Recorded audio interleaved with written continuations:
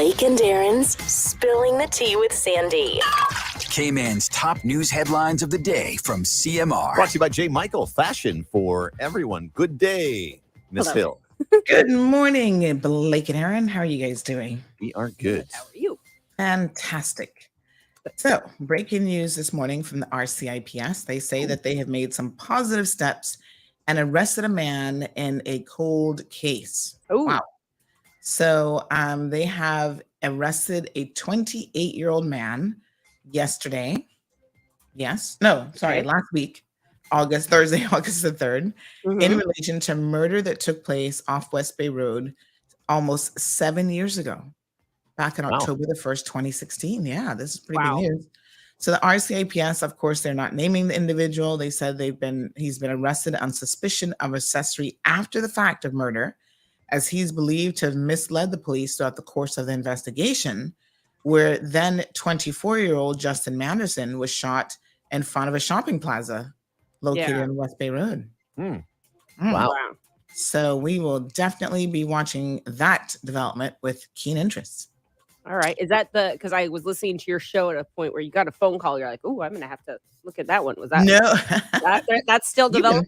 You've been paying attention. I was listening. Yeah. I want to know what that is about. Yeah, I'm assuming that's still developing. No, that was another situation that turned out to be a little bit of a red herring. It wasn't as big a deal as the person thought, but I got to check out these leads. You never know. Yes. Okay. Well, there you go. That's good. Got to follow the source. Now that's settled in my mind. Okay. Yes. All right. So the leaders of the Caribbean Overseas Territories recently met in Miami. You guys might remember that the premier was off island at the end of the month, and that's why they were there meeting on Saturday, July 29th, to discuss issues of mutual importance and agree on certain actions to address their shared challenges. And if there's one thing even from just, kind of listening to a program, most of the challenges around the world are shared. Trust me, we're all kind of in the same boat. The boat might be a different size with different types of people, but the challenges remain the same. So people in attendance were the premiers from Turks and Caicos, British Virgin Islands, Premier of Anguilla, Deputy Premier Bermuda, and the Cayman Islands Minister for Youth, Sports and Culture, the Honorable Bernie Bush, as well as the Premier from Montserrat, and of course, Premier Panton. So yes, they said they were there discussing various things of interest to the overseas territory, and they feel like the overseas territories are at a critical junction in their development. So they're sticking together and trying to figure it all out. All right. Congratulations to the Department of Environmental Health. I don't know if you guys know, but there is actually a launching of a sort of anti-littering campaign. It's across, the entire island. There's different forms of littering. So DEH has also launched a wheeled bin pilot program. And so they announced the implementation of its wheeled bin pilot project along a selected route in the Prospect community. And so basically these individuals, that community is being invited to participate, and they will receive 96-gallon capacity wheel bins assigned to their location. And, you just use them basically.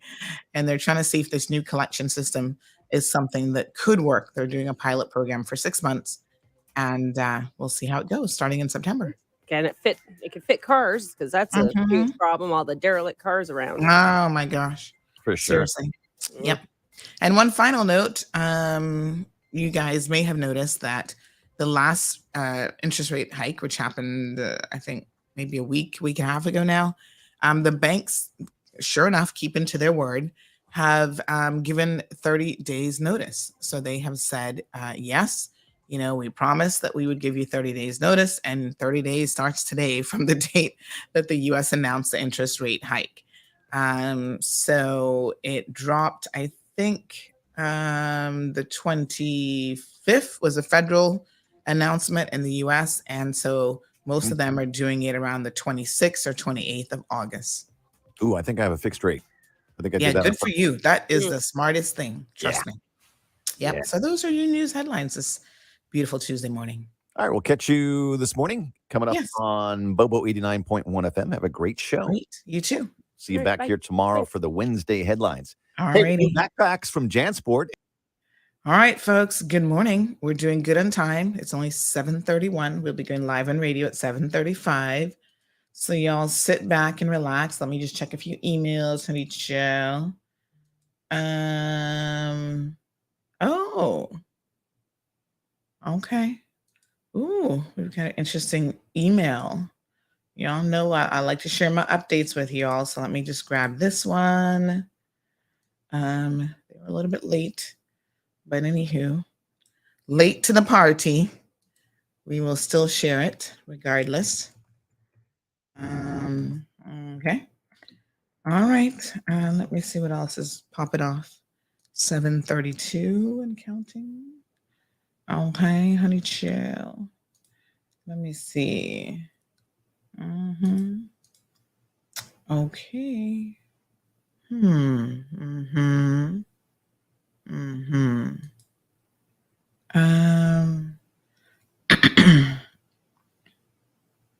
Who the heck is Peggy Elliott? No. Sports related articles. Hit the delete button. Not interested in you, honey child. All right. Let me see here. Particularly important monument. According to Forbes. Honey child.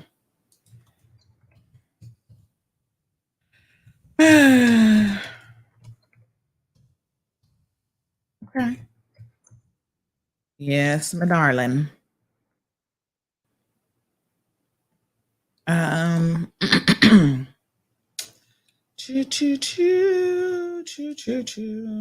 me check in with a staff member. Good morning. Okay.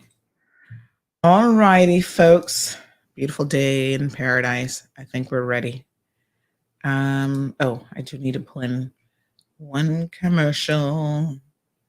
Yes, honey chill. Let me see here now. Y'all doing good? Yes. All right. Beautiful, beautiful, beautiful.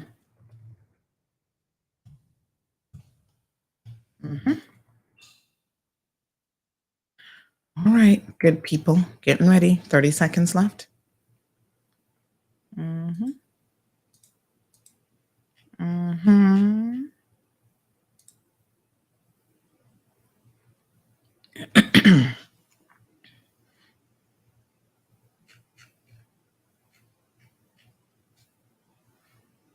15 seconds and counting.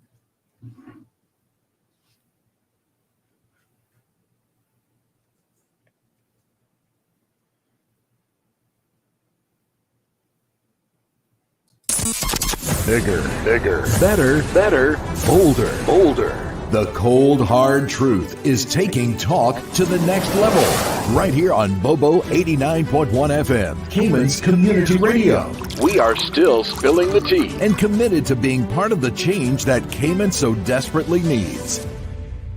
Join Sandy Hill weekdays from 7:30 a.m. for Premier Access, Cayman Voices, Truthful Thursdays, and much more. Cayman's #1 talk show is now bigger, better, bolder, and more than talk. Getting results with hot topics, consumer reports, court exposés, and more. I've come to set the record straight. I've come to shine the light on you. Let me introduce myself. I am the cold, hard truth. Now, from the CMR studio in Grand Cayman, live, direct, it's the cold, hard truth. Now, join the conversation on 345-936-2626. That number again is 345-936-2626.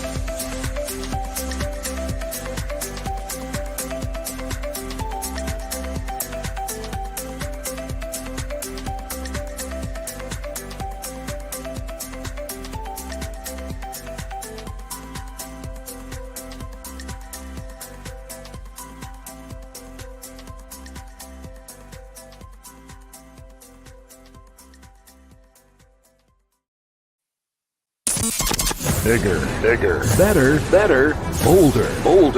The cold, hard truth is taking talk to the next level. Right here on Bobo 89.1 FM, Cayman's Community Radio. We are still spilling the tea. And committed to being part of the change that Cayman so desperately needs. Join Sandy Hill weekdays from 7:30 a.m. for Premier Access, Cayman Voices, Truthful Thursdays, and much more. Cayman's #1 talk show is now bigger, better, bolder, and more than talk. Getting results with hot topics, consumer reports, court exposés, and more. I've come to set the record straight. I've come to shine the light on you. Let me introduce myself. I am the cold, hard truth. Now, from the CMR studio in Grand Cayman, Live, direct. it's the cold, hard truth. Now, join the conversation on 345-936-2626. That number again is 345-936-2626.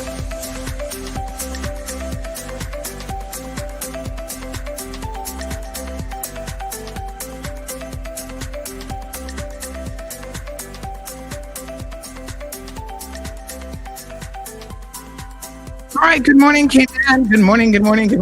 Welcome one and welcome all. Hope that you guys are doing well. Looking at my clock here this morning, and it seems like it's out of sync. Oh, there's a story I got to tell you all about time. Time is such an amazing thing, and apparently a lot of us are often not on time, quite literally.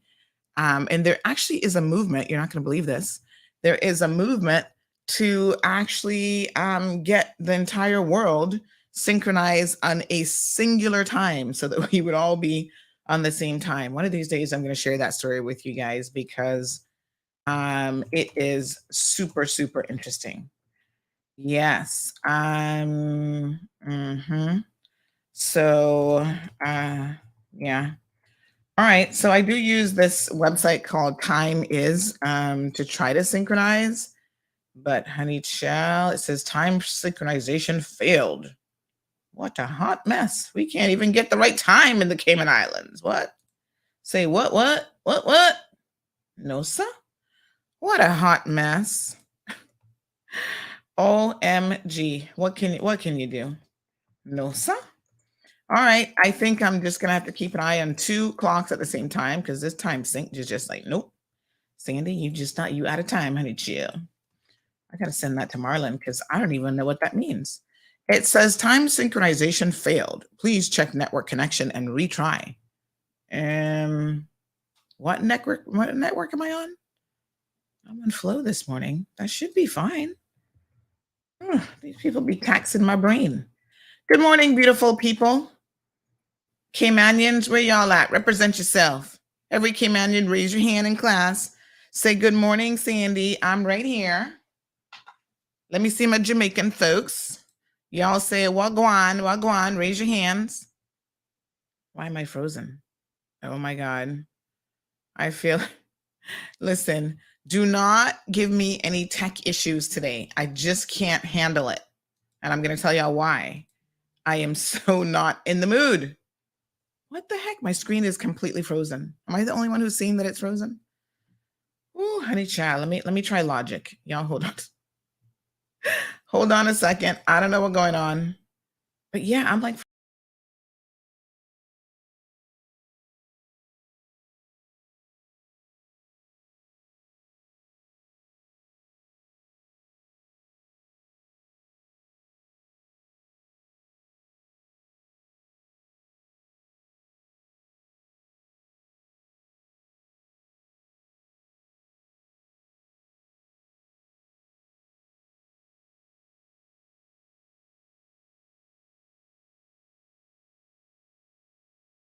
so bizarre and so random and so weird. All right. I'm back. Back with a vengeance. No longer frozen. Hello, everybody. Wagwan. Okay. Um, All right. I don't know. Weird things happen in the multiverse. Lord, y'all got me believing all kind of conspiracy theories this morning. She had a glitch in reality. Y'all ever see when somebody like freezes on like live TV or whatever, and y'all like, oh my God, there's been a glitch in the Matrix. What's going on? It's an alternative universe and blah, blah, blah. And I'm like, y'all calm down. Things happen. Like just now, I wasn't personally frozen, but the screen was frozen. So next thing y'all know, you go write somebody, tell them Sandy's really an alien, help us, send reinforcement. Lord have mercy. Where was I? I was saying good morning to everybody. Yes, everybody in the class, Jamaicans, y'all got national pride more than anybody else. I gotta tell y'all the truth. I love it. I love a Jamaican boy because no matter what going on in Jamaica, the place could be burning down to the ground. Jamaicans are like, leave us alone. We are Jamaicans. We love our dysfunctional country and let's just keep it moving. And I'm like, y'all go on through because Caymanians can learn a thing or two about that level of national pride. It is a little bit delusional, I must say. However, y'all go on through, Jamaicans. Wagwan.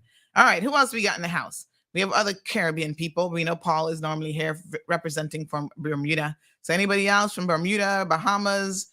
Who else? Puerto Rico, Honduras. Y'all raise your hands and say good morning to everybody. All my buenos dias, my españoles. Buenos dias. Miss Iva says good morning, my classmates. Senor Luis is aquí. Diamond Princess is here. Wagwan. Olivia. Stephen joining us from the UK. I'm Stephen, although you're Caymanian, and I only want you to represent Caymanian. Still, you're in the UK. So all of our British folks, Caymanians living abroad, and Brits who listen to the program, good morning. Have you got your cup of tea ready? Because we're going to be spilling a lot of it today. Yes, Cece McLaughlin is in the house. Good morning, Cece. Robert is here.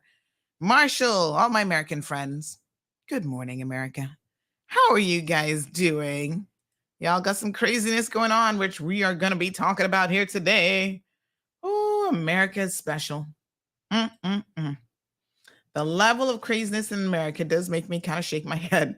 And as you guys know, there's a viral video that has been all over the news feeds. We're going to try to get the latest on it, and I'm going to bring you all up to date a little bit later on in the program. Miss Valerie is here singing that birthday greetings. Well, tomorrow is my daughter's birthday. She woke up this morning. She's like, it's tomorrow my birthday. And I'm like, yes. You know what she said last night?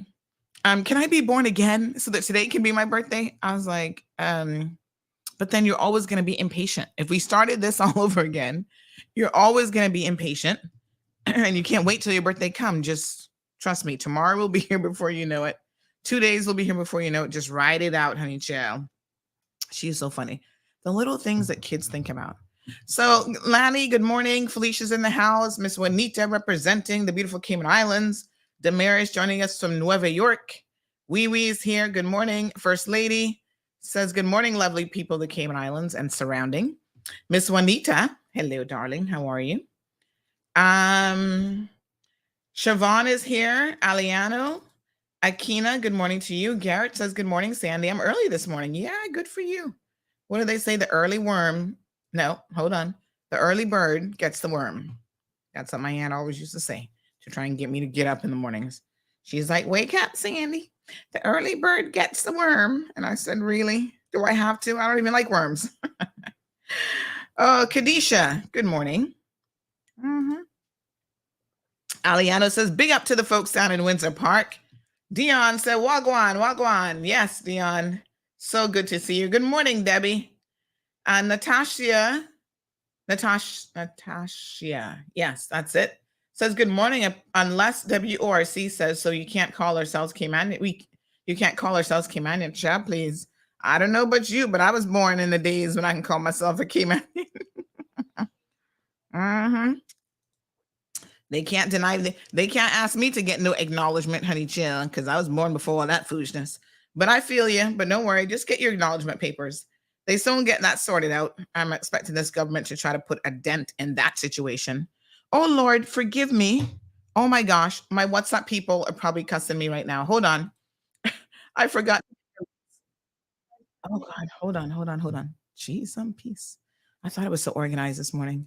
I was like, oh yeah, I got everything together. And look at me. Did not even send out my links. 1 second, WhatsApp people, because I swear they're not going to go and look up the link themselves. They're going to sit right there waiting on me. And they've probably been messaging me all morning saying, Miss Sandy, we're waiting on our morning links. What's going on? Hold on. Let me grab it. Here's Facebook and YouTube. And I have to remind them every morning, this is the number that you call in, 936-2626. If you want to chat on the live. And then they're on WhatsApp, so they know that they can call me on that phone as well. So give me 1 quick second. Let me just send this out to everyone. WhatsApp News Group, if you want to join, message me. I must tell you, there's a bit of a quirk in WhatsApp. You add people now, and then it takes you a while to be able to add them to a broadcast list. I don't know if it's just my phone that's slow, because I must admit some phone seems to be slowing down these days. Or if that's just a WhatsApp security feature, because sometimes they do weird things. But I have noticed that, like, I can't even find them right away to add them, which is weird. All right, Loretta, Miss Yvette is here. Good morning. Miss Darlene, the beautiful Miss Darlene, joining us from the UK. DJ Yo-Yo is in the house. DJ Yo-Yo says it's the matrix and the algorithm. Good morning, Sandy. Coffee up and ready. Yes, sir.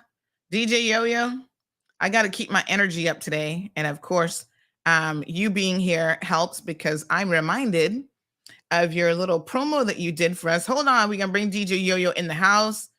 Estoy escuchando. Is that right? I'm listening. Listen to this. Hey Keyman, los saluda DJ Yo-Yo, The Energy, y estás escuchando The Cold Hard Truth con la voz del pueblo, Sandra Hill, todas las mañanas, 7:30 AM, only on Bobo, 89.1 FM. Yeah, that's right. Only on Bobo, 89.1 FM. That's the only radio station you're going to hear us on. Hello, DJ Yo-Yo. Steven said he's got his Milo ready. Mess with him. I haven't had Milo in, geez, some peace. Probably 30 years by now. My aunt used to make it all the time. I was not really a fan of Milo, to be honest. You know what she actually made? Milo was a luxury from the Caribbean back then. Certain foods we couldn't really readily get in Tampa. So sometimes it would take a minute. And Milo, I think, was kind of one of them. So she used to serve this drink called Ovaltine. That's like, I guess, the American version of Milo, maybe. I don't know. But she'd fix you a cup of Ovaltine in the morning. I'd be like, And as it came on in, I was like, where's my Milo? She's like, we don't have any Milo here. You've got to drink Ovaltine. I was like, what is this? Good morning, Jennifer. She says, lovely day in vacay. Oh, you're on vacay? Mess with you. Lynette Watler in the house. How are you? So I got to tell y'all, I was reminded last night why I am a mother of one. Lord Jesus. Debbie says she loves her some Ovaltine. Buenos dias, Miss Alba. So I got like little to no sleep last night. I know at some point today, the energy might be good right now, but at some point you're going to really see a glitch in the matrix, because I'm going to be glitching and falling asleep. Let me tell y'all what happened. So I was trying to get something done, trying to help a family member at something. They needed a police clearance certificate. And, y'all who don't have these online cards or this or that, or you don't have a computer or whatever, sometimes you got to reach out to people who do. So I said, all right. I was trying it earlier in the day and it wasn't working. RCIPS, get your ish together, because we ain't got no time to be wasting. So I almost went to bed last night and forgot to try it a second time. I said, oh, no, this person really needs it. It's like for a job internship. They've just started, want to make them look like they're put together and they're organized. They didn't know that they needed it kind of to the last minute. So I said, all right. So I got on minutes before midnight, redid it. It finally went through. I was like, praise the Lord. Okay, got that done. Went to bed. And Zeus, my dog Zeus, he kept me up all night long. I kid you not. If I managed to have gotten 3 hours of solid sleep last night, I'm going to say that's plenty. And that would probably be a miracle. This dog, because he still sleeps in his kennel. And, we try to make it comfortable for him. Like, he's not ready yet. He's going to be 6 months tomorrow. And, he's doing pretty good with the potty training, but you still got to keep an eye on him. Like, you got to take him outside. But when he's in his kennel, he will let you know. He'll bark and let you know, I got to go to the bathroom. He wakes you up in the morning. But in his kennel last night, he was making all kind of noise. His little paws were on the bottom of that. Now we try to put a little bed down for him, like a little blankie. He has his own little blankie and he can sleep on that. But he was scratching around the blankie and making all kind of noise. I was like, yo, Zeus, a couple of times, that training collar I got him, I didn't zap him, but I buzzed him. And I was like, cut it out. I'm trying to sleep over here. And then between him and the bathroom breaks, because the bladder isn't what it used to be, I feel like I got no sleep last night. So I think this morning he started to finally settle down. And so I didn't get up till like 6:30 this morning. I was like, oh Lord, do I have to get up this morning? Can I not just sleep in? And then it occurred to me, well, if you sleep in, who's going to do your job? Get up, girl, walk the dog, and then go shower and get on the show. So I think what it was, some food spilled in his cage. And some people just ain't going to clean those things up in the evening. Miss Stacy's not here. And if I don't do it, other people are not going to do it. And I think that's what it was. He was like scratching at the little pebbles all night long. I was like, no. At one point I got up after 1 o'clock thinking, because he started to bark. I was like, do you have to go to the bathroom? Let's take you to the bathroom. I took him out. He did his little pee-pee, brought him back in. And then all night long, it was scratching and this and that and moving. And I was like, oh, no sleep. So hashtag team no sleep this morning. We're going to rock through this show like we did sleep. Okay. So, yes. So then I got out and I said, oh, now I have to go fighting the mosquitoes. So I had this brilliant idea. The little fly swatter things, they also work with mosquitoes, like the handheld wands. Well, I said, I'm going to take that on my walk this morning. What I'll do is I'll just do this all over my head to try to keep them away. Child, those mosquitoes are stealth. I don't know who taught me or told me that would have been a great idea. But those mosquitoes were not paying me one bit of mind. And I swear I did not get a single one in the net. I was like, how is it that these mosquitoes just flying by? I'm like, almost like what are those knuckle things from the karate movies? That's what I felt I was doing. And they were making fun of me, quite literally. Lord have mercy. Good morning to Joseph. He says, CMR and the crew, we're all here. Akina says, I'm loving the honey child mugs. Yes, we soon get some more done so we can give to y'all. Don't worry. And then we need to get one that says spilling the tea. We're going to do some different designs. Good morning. Is that KK? What is this Chinese name that we have in the house this morning? Good morning, Richard. Celine and Richard are in the house. Lavana's in the kitchen cooking up some nice hot chili this morning. Yeah, chili. That sounds nice. Miss Merle is here. Good morning to the beautiful Miss Merle. Alejandro is here. Nice. Love the dark theme. Could keep it this way at times. Well, it's not a dark theme. It's just that I didn't turn on the other overhead light. And yeah, sometimes I do like a darker background. I must admit, Alejandro, I'm feeling it this morning, especially since I'm uber tired. Evelyn is here. Says maybe it was from the thunder last night. I didn't hear any thunder, girl. I saw that it did rain this morning when I got up, but I didn't see any thunder. So I don't know what that's all about. No, I think he was just restless because I have to just make sure there's nothing in the cage with him. No toys. He does have one little white dog, little fluffy toy that Gianna gifted him. That's kind of like his comfort blankie. So he does sleep with that. But I don't even know where he is because that white toy was not in there last night. Maybe that's why he was upset. Anyway, honey child. Morning, Damon. Aliano says use mosquito repellent. I know. I hate to spray stuff on me, though. Oh, lavender scented lotion might just help. Yeah, because mosquitoes seem to love me. So you guys know tomorrow is Gianna's birthday. My husband and I yesterday were like, oh, what are we getting her for her birthday? I can't say it because she might actually be listening to the radio, Miss Stacy. We did go get her birthday present that I think she's going to be so excited about. But she can't hold water, child. She's going to be 7 tomorrow. And believe me, she cannot hold water. So we can't tell her what it is because she'll be like, oh my God. Good morning, caller. Ooh, honey child, you got to do something about that background. Hello? Good morning. Are you there? All right. Remember when you call, you got to turn off however you're listening to it. Because some of y'all are listening to it on YouTube or whatever. You got to turn that off before calling, because then it gives us some feedback. So while I was out getting, we were together. We had lunch yesterday, Marlon and I, and then we went and bought Gianna's present. He saw something that he thought I just needed to have. Now, this man is not going to be thinking that I need to have shoes. You know, he's like, you have too many shoes. Don't buy any more shoes. You have nowhere to put the shoes. He's so funny. I was like, how can you tell a woman she has too many shoes? Good morning, caller. Morning, Sandra Balderemos. What's going on this morning? What's Wagwan? Big up to the Brackers. Yeah, I called to defend the power companies. Oh, yes, sir.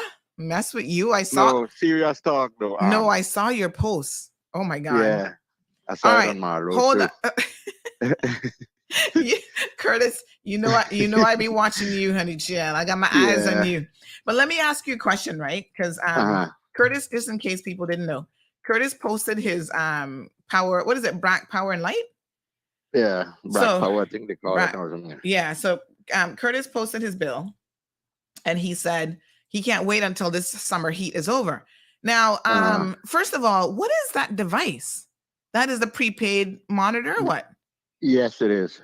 Oh, that is so cool. It shows you where you're burning now and the cost per hour now, cost per hour, cost yesterday and last month and this month and all that. Oh wow. Let me show the viewers online so they can see what this looks like.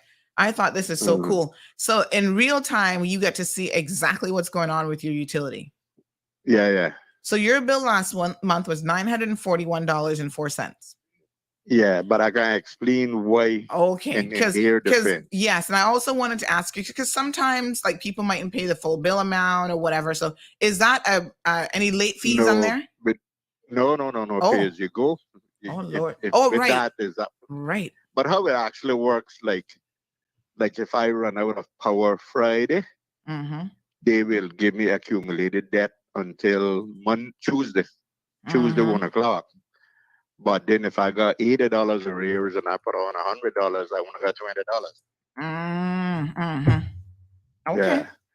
Yeah. But in all fairness to them, I have a 1,500 square foot house, and I had a 5-ton AC unit, but I changed it out like 5 years ago, and the AC guy told me, "Oh, 4-ton is enough."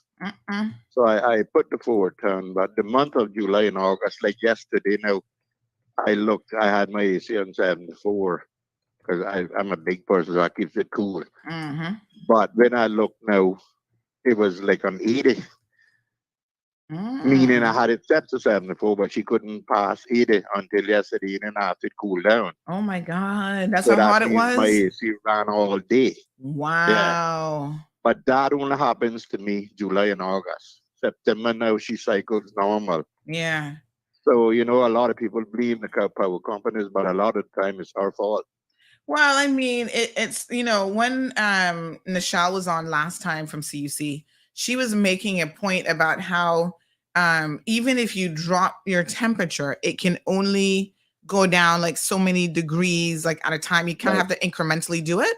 And I never knew that. And so I thought to myself, that's interesting. So sometimes we're dropping it to like 75, 70, and we think, it should be that in a couple minutes. But, your AC unit can only do so much. That's why I say no. Mine was on 74 yesterday, but she was still up on 80. But last night, now after it cooled down, now she go down to 74 and cycle. So a lot of time it's our fault. Well, it's just the heat. I mean, I keep telling people this. Like, I honestly don't get it, because this is the hottest that it has ever been on record from time. From Jesus was a baby, right? They've been keeping and monitoring the temperatures. So you have to understand that this heat, they're not even calling it a heat wave anymore. They're calling it something else.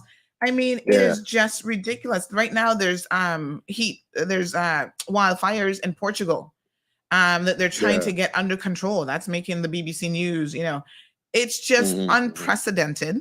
We live in the tropics. The feel like temperature every single day is over 100 degrees. You can't go outside. You're talking about you big. I don't care if you're big, small, or in between. Believe me, you cannot go outside, Curtis, for more than a couple minutes at a time. You would burn up from the heat. That's weird. I mean, it is really, really uncomfortable. So, we got to do what we got to do. And if y'all dropping the AC a little bit, you're going to pay for that. Yeah, and you can sell a little car now to pay for it. Get your business license. Get your business license. I go at it today. You'll be okay. Yeah. All right, my dear. Thanks for that. I appreciate it. That's cool with it. So I mean, sometimes it's not a powerful.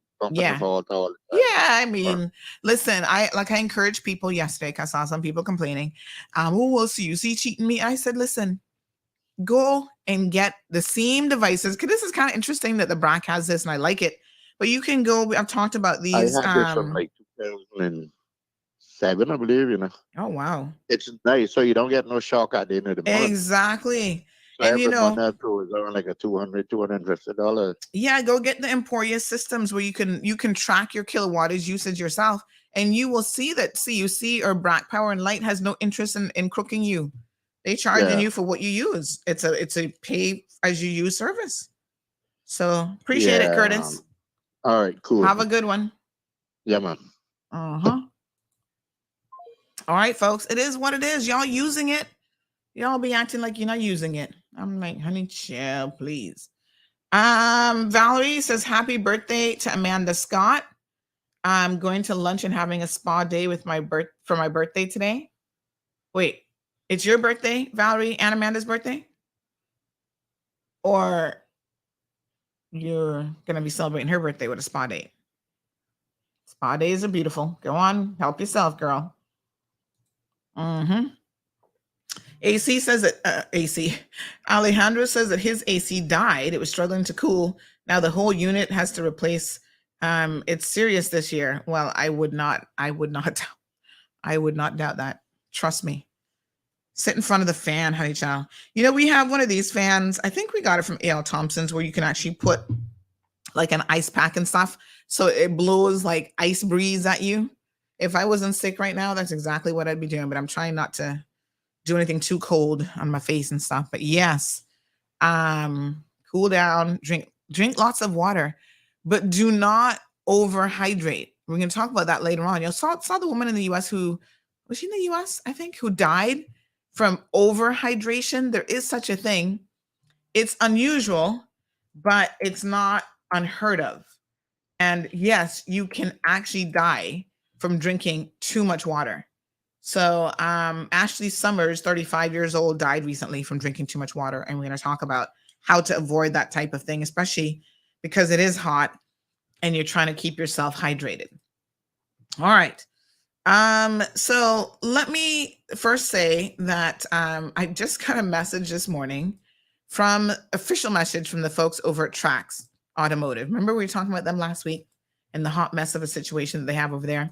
Well, we had actually emailed them before the show, seeing if they could give us some kind of indication as to what was going on.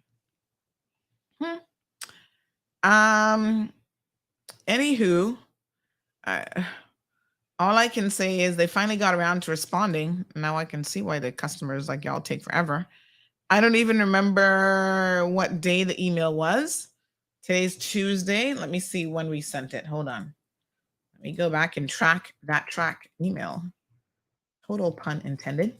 Oh, so it took them a week to respond to an email about a number of people complaining. Okay, then. Well, it's an old story, but let's read what they've had to say. So they sent a response saying, thank you for your email. 1 week later. The automotive industry globally has been adversely impacted during and following the most difficult periods of COVID. Some brands have been affected more than others. The problems included the inability to source key components to produce new vehicles, factory stoppages, delays with availability of spare parts, and broadly escalating costs that further impacted delays with shipping and a chronic shortage of available containers. For Cayman specifically, shipping delays were compounded by hundreds of vehicles destined to Grand Cayman, becoming congested at the port in Jamaica for extended periods of time. These issues have been locally and globally publicized. We're naturally aware of how these events have impacted some of our customer base, just as they have done so for the automotive industry at large. We are pleased to report that these issues are historical, mostly resolved, and the overall circumstance now greatly improved. The Shangang brand continues to achieve a very high level of customer satisfaction as per the consistent feedback we receive. Lies upon lies, missy. We are apologetic to all our customers who historically experience delays beyond our control. We're excited about the continued evolution and growth of the Shangang brand in the Cayman Islands and look forward to continuing to introduce new models in response to continued high demand we see for the brand. The management at Track Automotive. Well, the management at Track Automotive, y'all are delusional to the ninth power. Yes, what you say is true. We're aware of all of these issues. We're aware of the backlog in Jamaica of cars and yada, yada, yada, and boo-hoo-hoo and blah, blah, blah. That does not explain a lot of the issues that you all have had to deal with, and that, more importantly, your customers have had to deal with.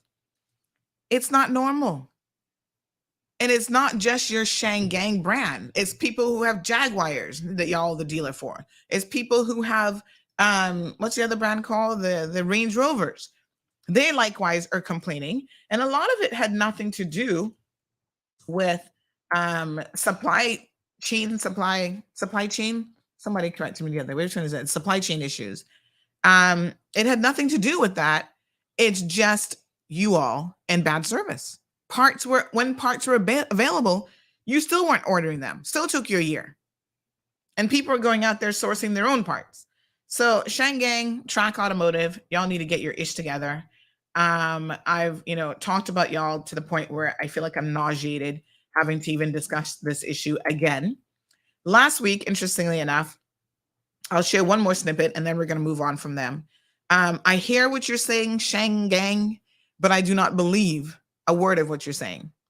This is what someone said on Thursday. They listened to the show late.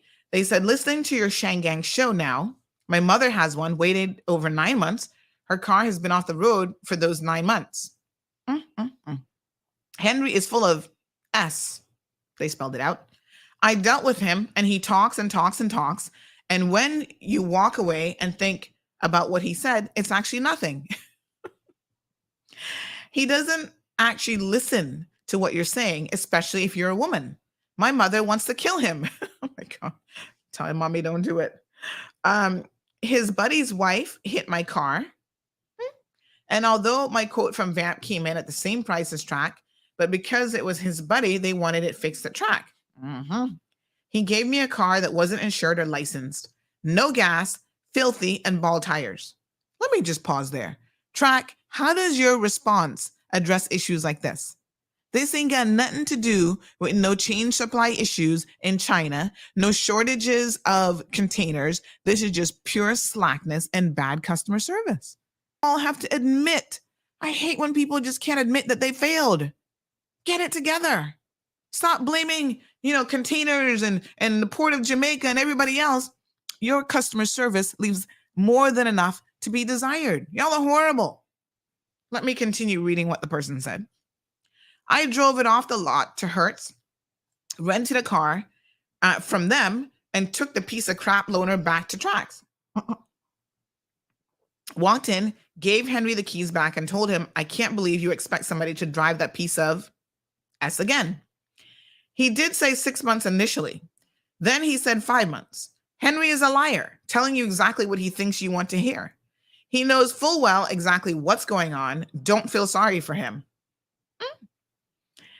Bernardo's son, Aaron, is the one that was that was a side piece about how he owns Exclusive Inc. and he was involved and acquitted for the Kirk Strand robbery. Yeah, we remember. All right, let's move on. That was a side note. And I think they were listening to the show when I was like, oh, who where are they from? The Bernardo family. So they said, listening to the show again now. Bernardo's head of the Harmonic Funds and is supposed to be super wealthy. So I don't know that there's a money flow issue. And then they clarified about how Auto House, they say, so Auto House, Chris Vanderbilt was the Mercedes dealer, but Mercedes took the dealership license away from him for non-performance. I understand. That is why Car City has a dealership now. Track took over the space and the Land Rover dealership from GT Automotive when GT Automotive dropped them because their lineup, dropped them from their lineup because they had such problems with Land Rover. What a hot mess. So there you have it, honey child. And as an aside note, just as an afterthought, they said, a car dealership would be a great way to launder money.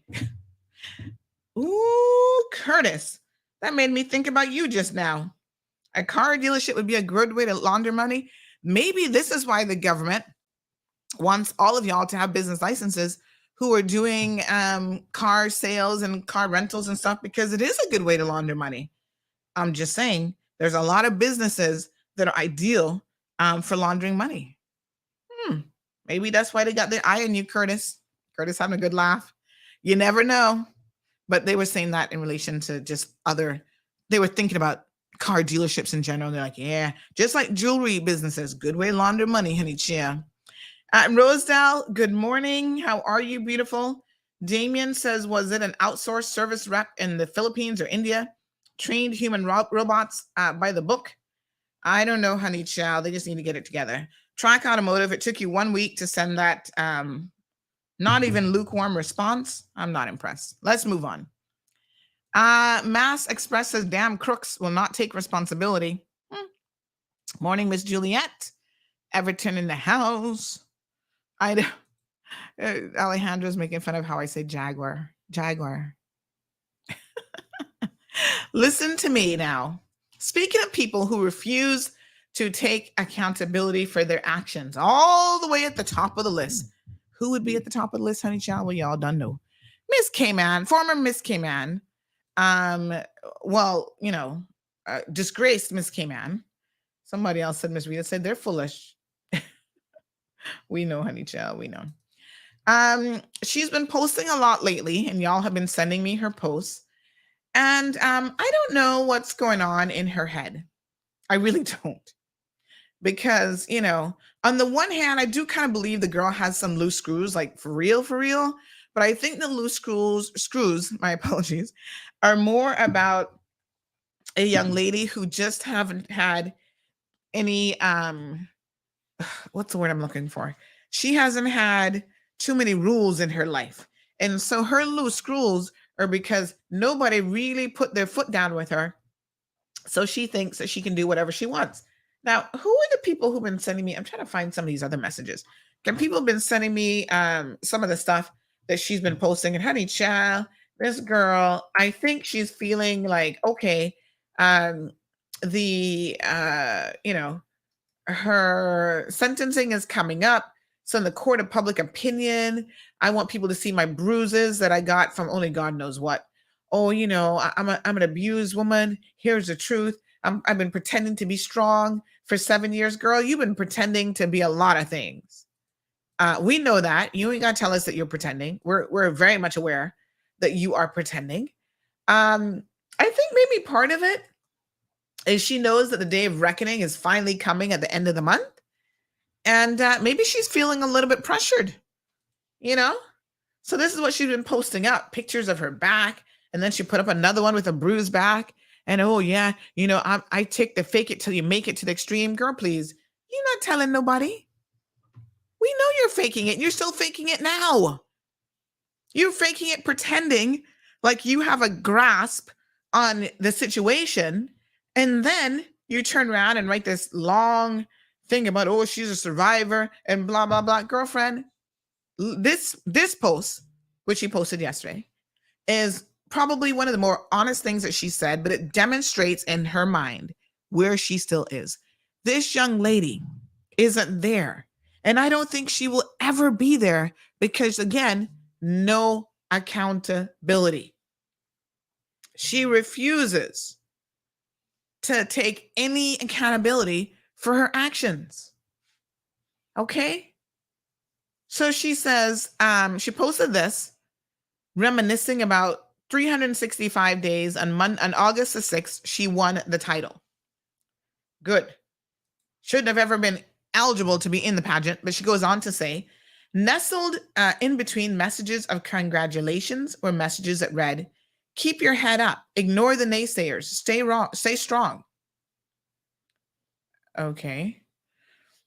A cloud of black smoke surrounded my achievement, my top of the mountain moment, my victory. A cloud fanned by Anthony Hurlston of Facebook Comments, Andrew Harris of Compass Media, Wendy Ledger of Cayman News Service, and Sandra Hill of Cayman Mall Road. Many people are upset, disappointed, and even threatened the woman in the first photo, meaning her. I don't know who was threatening her now. That's probably a big lie because y'all know you threaten Tiffany, she's likely to kick you down in the streets. But anywho, she claims that even threatened the woman in the first photo. She had a smile on her face, a crown on her head, and a dress that dropped jaws intentionally. Wow. Again, delusional much, Tiffany? No accountability. Still no accountability. Now, I don't know which counselor she's going to have or who's done her SIR report over at, what's that department called again? Rehabilitators, or what are they called? I don't even know. But those people, right? I don't know if they pay attention to what this girl actually says on social media, but the fact that she refuses to take any accountability for her actions, I mean, absolutely refuses to do so, is indicative of a young lady who still does not have it together.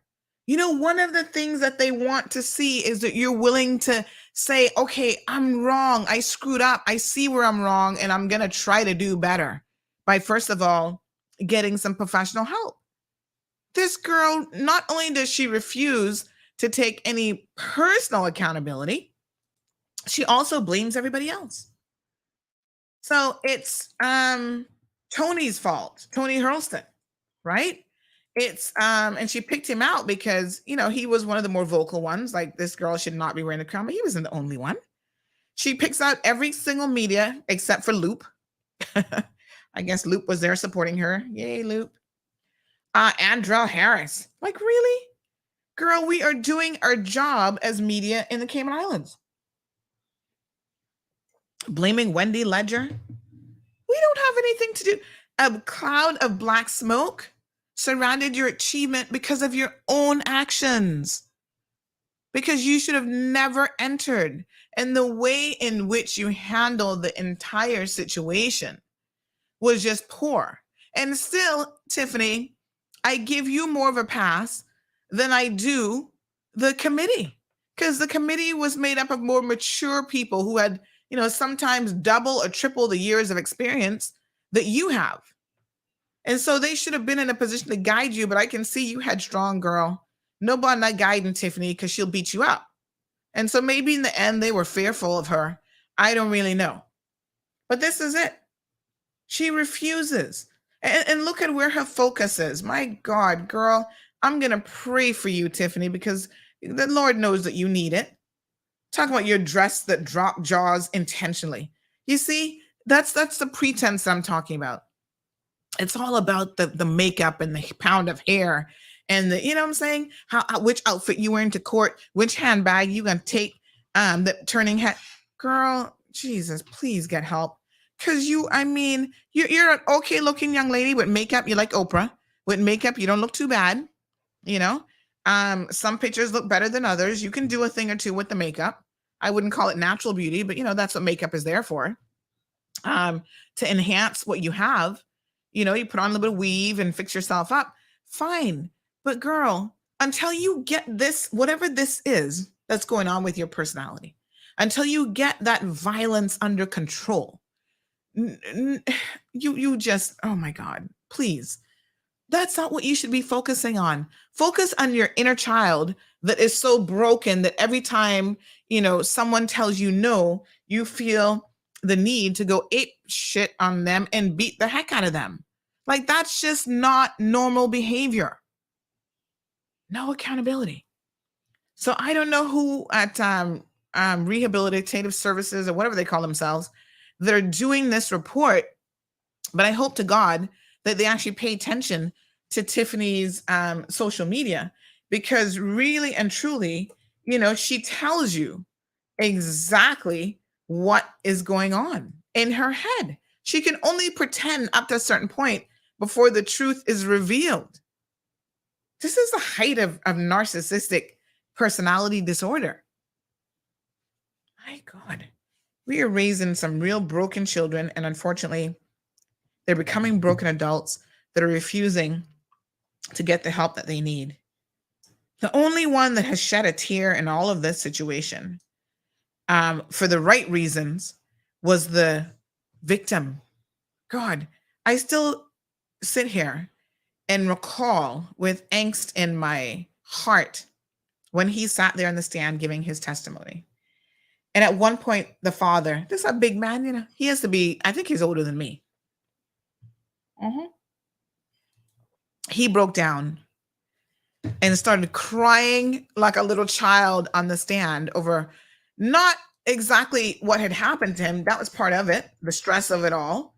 But also, he was crying for Tiffany's mom because he said, as a parent, when she came to the scene, Tiffany was like, why do they always do this to me, mommy? They're always making me do this. Again, zero accountability.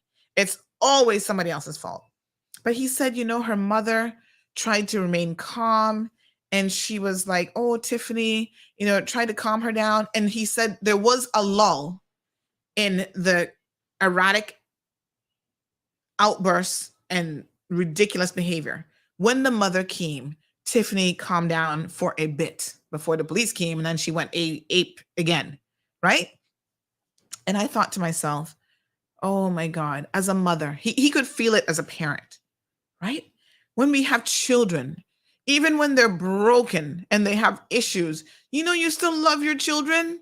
And in that moment, I was like, this is a good man, because he is still finding empathy in his heart for a woman who has demonstrated that she would get on a stand and lie to the court, tell bold-faced lies. And, this man still shed some serious tears, cried like a baby, because he understood that as a parent, what that poor mother must be going through. And I thought to myself, wow. It was sad to see, and it really touched my heart. So to the victim, I want to tell him to continue to keep your head high. You've done nothing wrong, despite the lies that this woman has tried to tell on you and your son. You guys did nothing wrong. And I was so glad that the judge acknowledged that, and acknowledged that her entire story was a complete fabrication and completely unbelievable. And the court was not buying it. Now let's see if the people doing the SIR report are going to be buying it. Folks, I want to talk about violence in our communities, because this is really important. Over the weekend, there was a horrific case in Jamaica where a woman lost her life to murder-suicide. She's an executive at Digicel. She's 59 years old, and she was married to a guy who, Heather Moyston, 59 years old, and she's married to senior administrative specialist. She's a senior administrative specialist, at Digicel. And she's married to Wesley Moyston, who's 41 years old, of Smoky Val, St. Andrew, I think, of Smoky Val, St. Andrew address. But anyway, they were traveling in this white Honda vehicle on Windward Road. And apparently when they reached the traffic light, the vehicle came to a stop, and people heard explosions in the vehicle. And apparently he killed her and then immediately killed himself. So it was a murder-suicide. In typical fashion, there's the video of people who walked up right on the scene. They sent the video out. Horrific to see these people lying there in the car. I couldn't believe how people were messing with the scene. I'm like, this is still a scene of a active police investigation, folks. You don't go there and pick up the gun. And somebody was saying to me yesterday about Sandy, they said, please, in that part of Jamaica, honey child, probably anywhere in Jamaica, you're lucky that the gun is still in the scene, because somebody would have come and took the gun and walked away with it. I was like, oh, Lord, have mercy. But anyway, there was no other possibility in terms of what had happened. And then our friend to the show, Andre Stevens, we've been following him for a minute now on social media. he started posting a number of things about the situation. And apparently, Andre considered this woman to be like a mother figure to him. And he had a very, very close relationship from her based on all of the, all of the sources and all the comments and stuff that he's made. The saddest thing of this all is that there was actual a history of abuse and more types of abuse with this guy. And so Andre seemed to have known a lot. And it seems like Andre wanted to, I'm going to play a snippet here for you guys, right? Because it's important for us to not ignore violence in our community. He wanted to expose this man for being violent.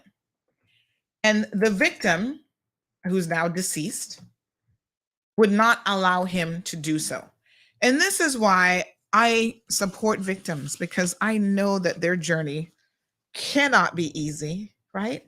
When they're going through these situations in our communities, we make light of a lot of things that we should not make light of. Yes, it is, some of y'all might think it's comical that Tiffany's going around kung fu kicking people and stuff like this, but when you're in it and you hear the victim say, this was the scariest 10 or 15 minutes or whatever of my entire life, you know something wrong.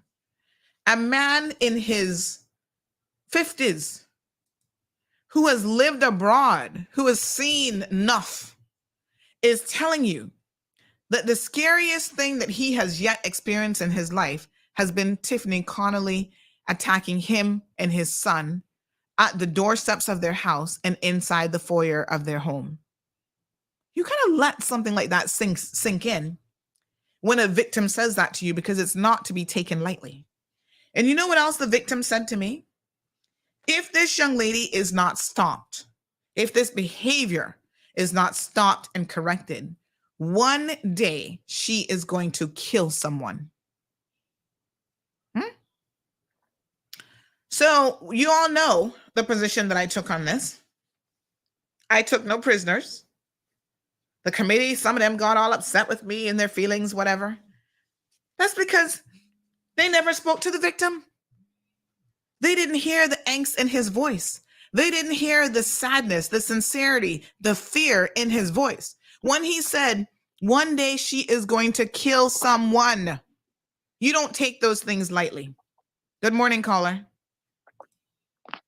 Yeah, yes, Andy. Morning. I think it's a really important conversation for real now, because this is about a woman attacking a man now, right?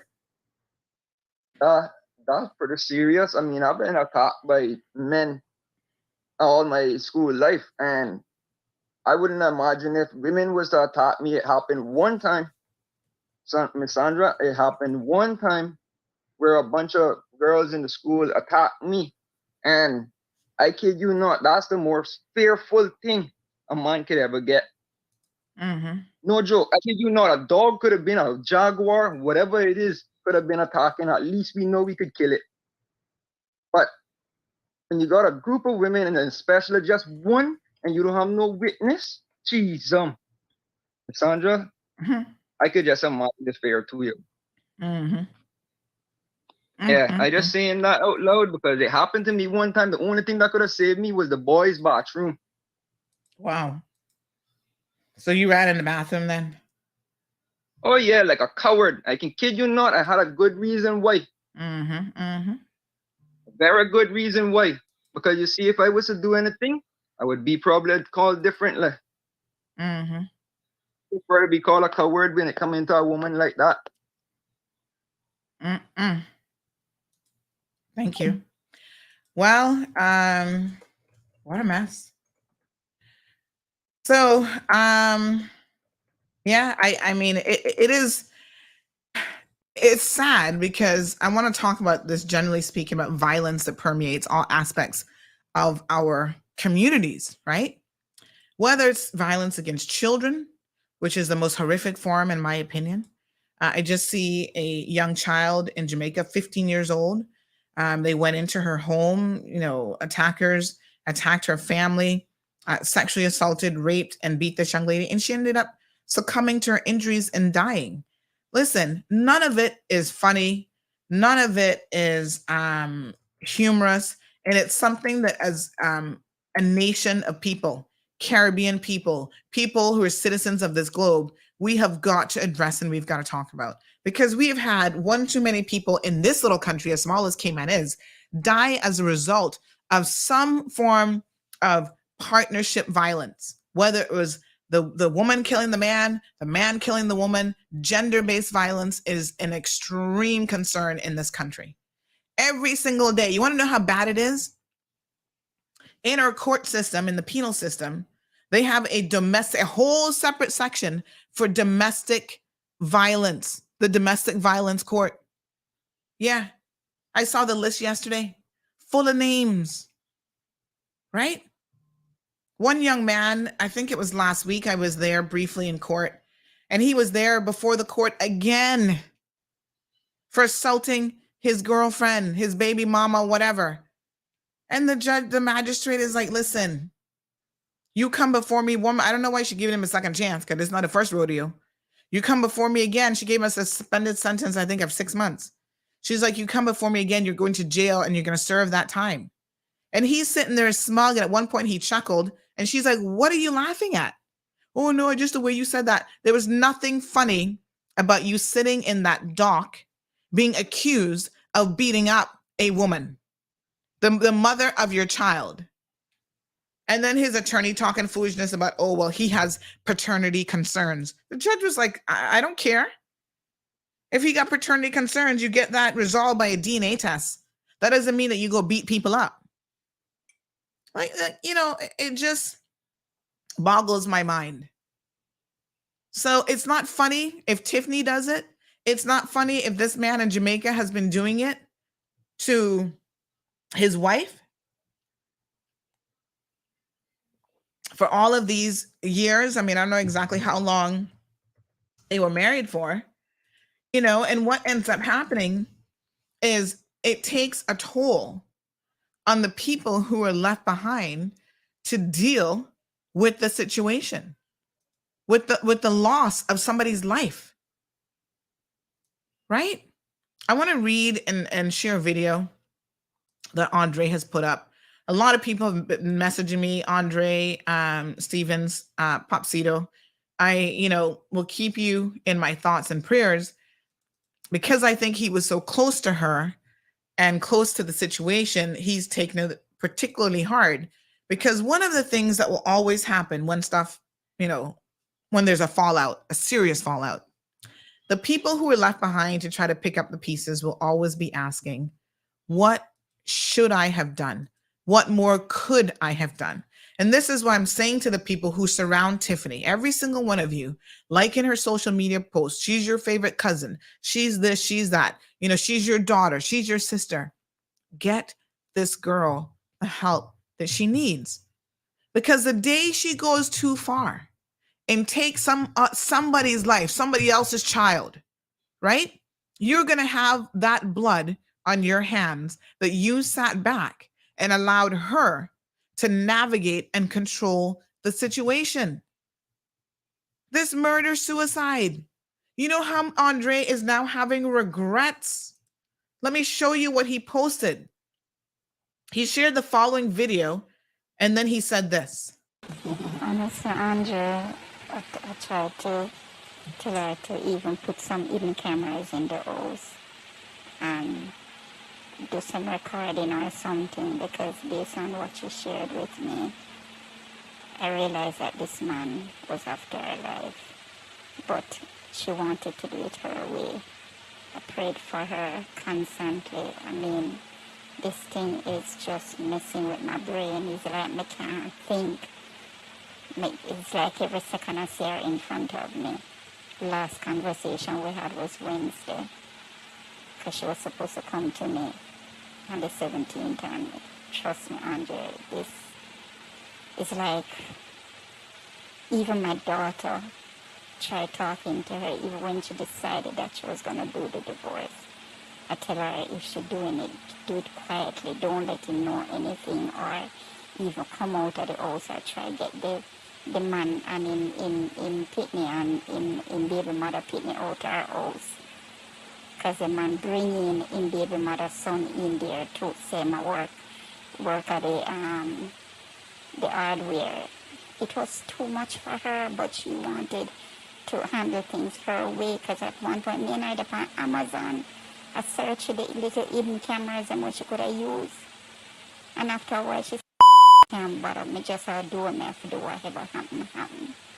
It's so painful. So sad. People are saying, you know, they were telling her, Heather, put up cameras, do this, do that. No, listen. Unbelievable. He says in this post that he sent out, this is why I am so hurt. In the last few weeks, especially July, she tried so many times to escape. When she was in board meetings in New York, managing so much for the transition for the new board at Digicel Jamaica, she was fearing for her return.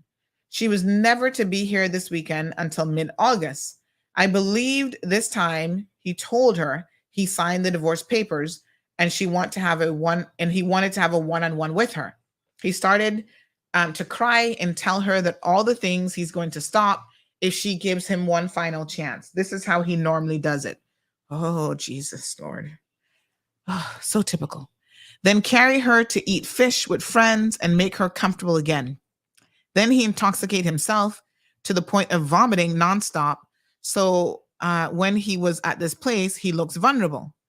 Because of the caring nature, she believes she cannot leave him in this state. So she always played wife, nurse, mother, slave, caregiver, and suffer the abuse and all that evil spirit. Then start brandish his guns and talk all this evil intentions, and she would hear them. Then become fearful and live in her room, and no one sees her until 4 a.m. and she starts getting ready. By 6 a.m., as she comes off the hill, she calls and tells me all the episodes that happen. But she never knows when he's coming. Even though restraining orders were there, many of his family members are either in the security forces or criminals, so she never know who he would use to get to her. Signed, Heather suffered, Jamaica. My mother suffered. This is so sad, right? This breaks my heart. But it is indicative of violence, gender-based violence in our communities, and it goes both ways. I am not here. I understand, believe me, that the vast majority of people sitting in domestic violence court every single week are men, not women. But it doesn't mean that women are not capable of doing it. And one of the issues that I have when women are the perpetrators is that they get a pass because we all think it's funny that a woman as skinny as Tiffany could actually beat up a man who probably in volume is twice her size and weighs double what she does, not just beat him up, beat his son at, bite them, crack them in the nuts, all this kind of stuff, beat up the police, right? Punch a female police officer in the face. And nobody don't put hands on her because everybody's like, oh, well, if I hit her back, these people go through the right and proper channels to try to deal with this type of situation. And in all honesty, that police officer had every right by the books to tap her right back in self-defense. But she maintained her composure and said, you got one, do it again.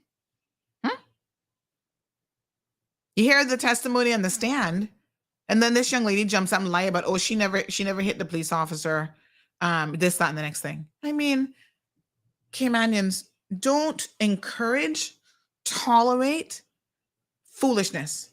Because when somebody end up dead like this situation in Jamaica, y'all will see, you then see the issue. Everybody can see crystal clear now, the abuse that this poor woman had been going through. And although she was sharing it with a select few people, In her circumstance, it sounds like she was just so fearful of a lot of people around her. She didn't even know who to trust. Andre wanted to go public with her abuse, and she said to him, don't do it. She was going to handle it her way. Unfortunately, handling it her way meant that she got back in the car with this man, and he took her life over the weekend and then turned around like a coward and took his own life. Violence is a serious, serious situation. Femicide is one of those things that, I feel like we don't talk about enough. Jamaica actually has one of the highest rates of femicide in the entire world. Honduras has an extremely high rate. You can go and look at some reports from 2020. When a woman decides to leave a relationship, she is in the most danger that she will ever be in her entire life. Okay? Some horrific femicide numbers. There's actually a femicidecensus.org. You can go there and read their reports. 57% of women were killed by a current or former partner. Make that sink in. Over half of women who are murdered are killed by a current or former partner.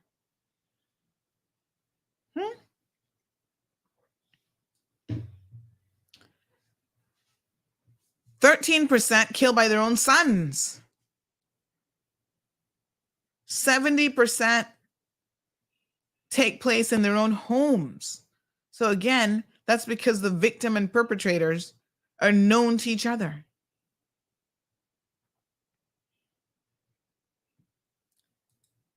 We have to take, I think, this information and this knowledge extremely seriously. It happens all over the world. Like, we hear of countries where it's glorified to take a woman's life. They call it honor killings. Lots of Asian and African countries. India, Bangladesh, all over the Asian continent, right? As a woman, you do not disobey your family members, whether it's an arranged marriage or anything else that they tell you to do, because your life is at stake. I see Damien is here talking about narcissistic personality disorder being a mental health condition.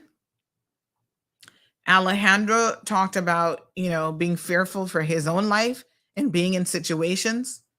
And again, a lot of men feel like they can't respond in kind. If that was a man, like he said, attacking him, he probably would have, knocked that man's lights out. But when it's a woman, the narrative can change really, really quickly to, oh, you're the abuser if you touch her, even in genuine self-defense. Nathan says, so women can go around and beat up man and nothing is done. Nothing comes out of it. But as soon as you say what? Fair or dog to a woman and came out, you get locked up as a man. That's pure BS. I'm hearing you, and I think that it's important for the court in this instance, as well as any other instance, to show that even when the attacker and the perpetrator is a woman, there has to be equality in law. Women do not get a pass just because you're a woman. If you are a violent woman, right? You're killing a man, stabbing him up, whatever, beating him up. That has to be taken just as seriously as if he was the one doing it to you. And I find that in this community, unfortunately, most of us are not willing to mentally accept that. We see women traditionally as being caregivers, caretakers, and all this sort of stuff. And that they're not capable of being, in some instances, just as violent as men. Good morning, caller. You trying to call the show?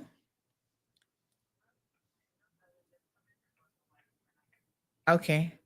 Let me give you the correct number, 936 Yeah, 936-2626. Yeah, 936-2626. Okay, dear. Yeah, I mean, to me, it's not a laughing matter. And I've reflected on this case from so many different angles as a mother, as a sister, as what if that was me? What if she had done that to me? Oh my God, what would I do? I'm not by my nature a violent person, but I can tell you one thing, I would have had to have defended myself that day. So I take my hats off to that man that he didn't punch her lights out. Good morning, caller. Welcome to the program. Hi, good morning, Sandy. Morning. So I was just coming on the bus just now and I was listening to the Tiffany story. And I want to give my 2 cents on domestic abuse, right? Mm-hmm.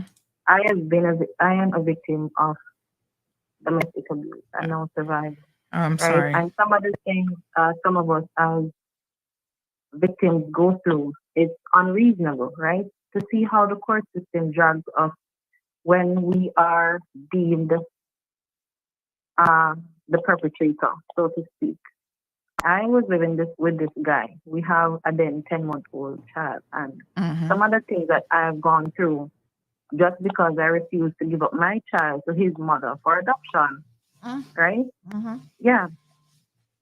Before the birth of my baby, the lady was gonna come here in the island, and what she had said to me is like, register the baby in my husband's name, bearing in mind that her husband is not the guy's biological dad.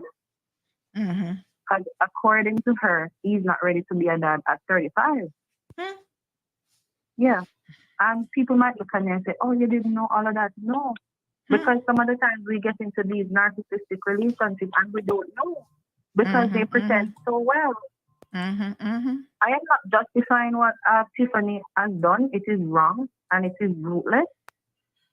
But there's always more than one side to the story.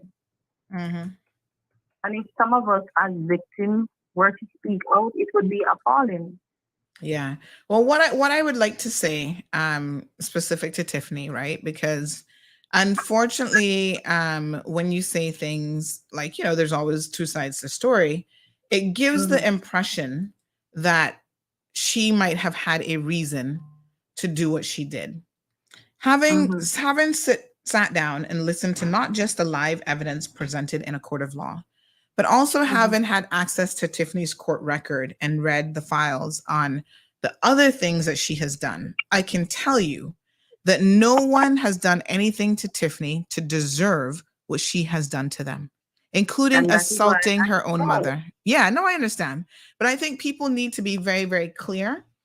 And I've tried my best to lay out an accurate, holistic picture of her behavior, because I know, for example, that when she attacked her own mother and her sister, although the sister in her statement to the police said she might have pressed charges and she felt that what her sister had done was wrong, I'm assuming she was persuaded by the mother to do nothing, because the mother immediately afterwards, after she had to call the police twice in basically a 48-hour period of time for her own daughter who was beating her up, the mother turns around and says, oh, I think you might have been treating her too roughly.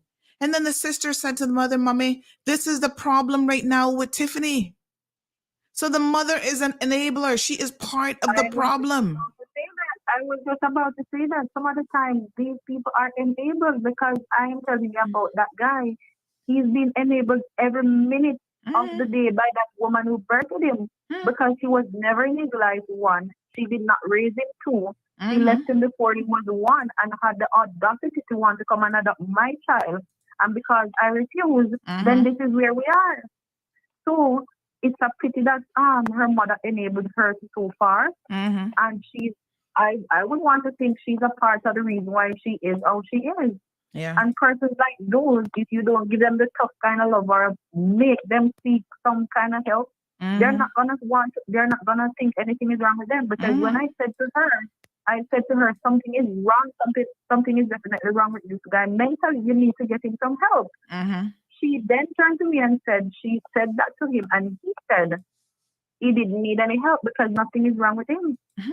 And that is one of the reasons why they're going to continue to go on and do what they do. And when I say get help, you can give help to somebody, but if they don't want it, it's not going to work. When I was in that situationship, my friend was saying to me, you need to go to counseling. And I was like, no, I don't need any counseling, because I thought nothing was wrong. I lost myself so bad that I was just there being consumed by all of this. And when I voluntarily started seeking counseling, I was like, I needed it.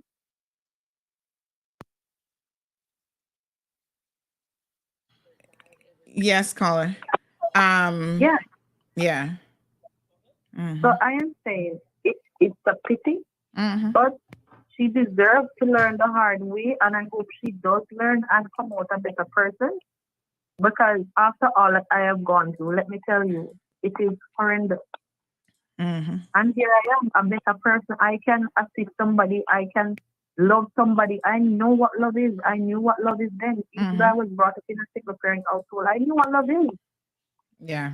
So I can actually be there for somebody and say, listen, this is right. You have no need to tolerate this. And I really do hope that whatever the outcome is with her, she will make she will get some form of benefit from it. Yeah, absolutely. Well, thank you so much, caller. Alrighty, thanks for All right, my dear. me. Okay, dear. All right, folks. So somebody says here that we should encourage the Women's Crisis Center to come on the show to discuss abuse. All of these NPOs know that they have an open invitation to come on the program. There's no excuse. Absolutely, there's no excuse for abuse of any kind whatsoever.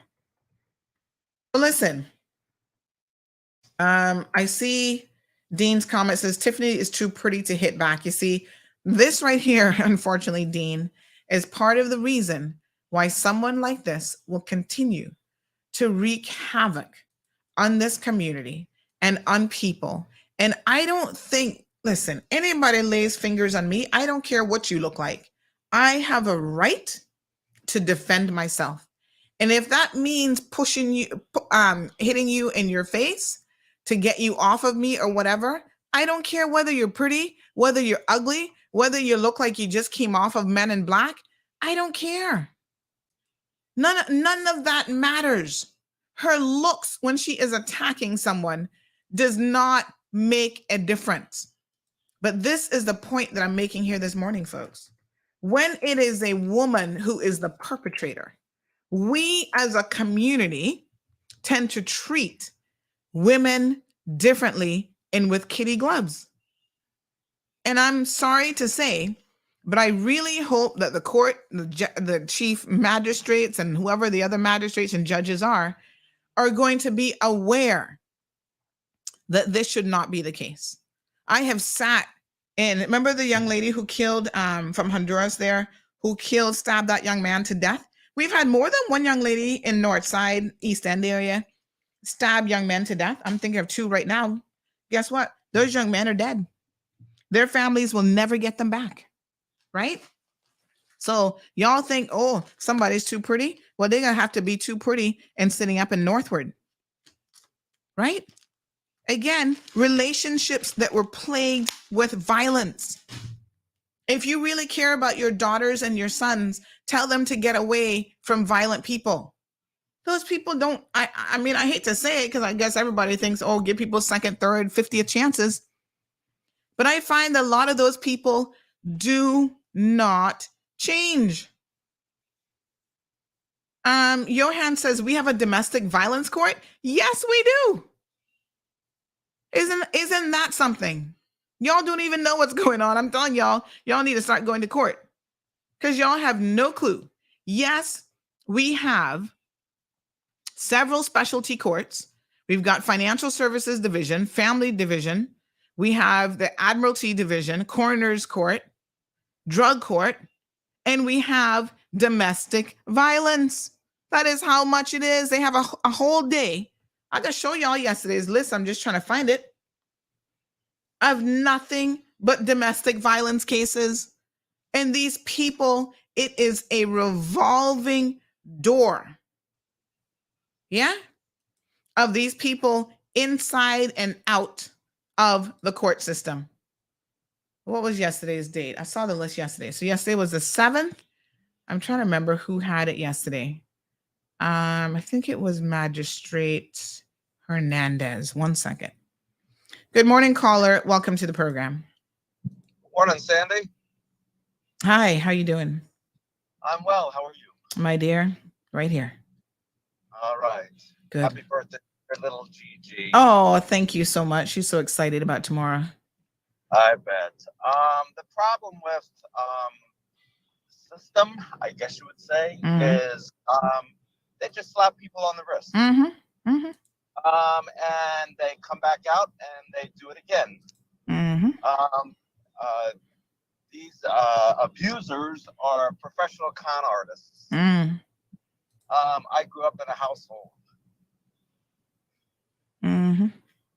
So I know the pain families suffer. I know the pain the victim suffers. I know how screwed up it makes people, especially children. It just shows, especially a man against a woman, that it's okay growing up to be abusive toward another woman.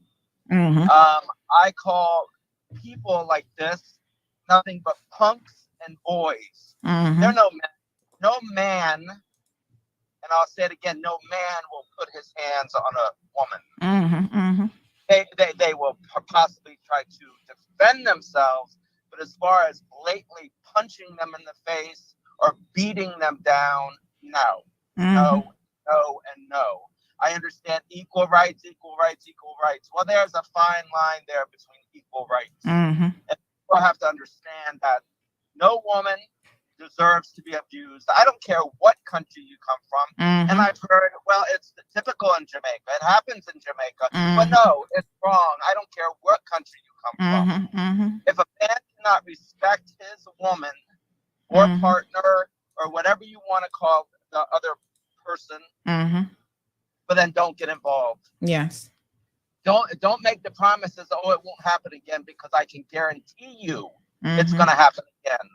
And I can guarantee you it's going to be worse, because once they hit one time, then it's easier and more forceful the next time, and it gets worse and worse and worse. Any female that's in a situation like this doesn't deserve it. Yes, they get beaten down physically, they get beaten down emotionally, they just get beaten down, their self-esteem is taken away, and they feel like they're not worth anything and they don't deserve any better.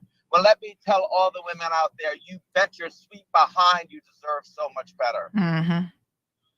And don't put up with any boys' abuse.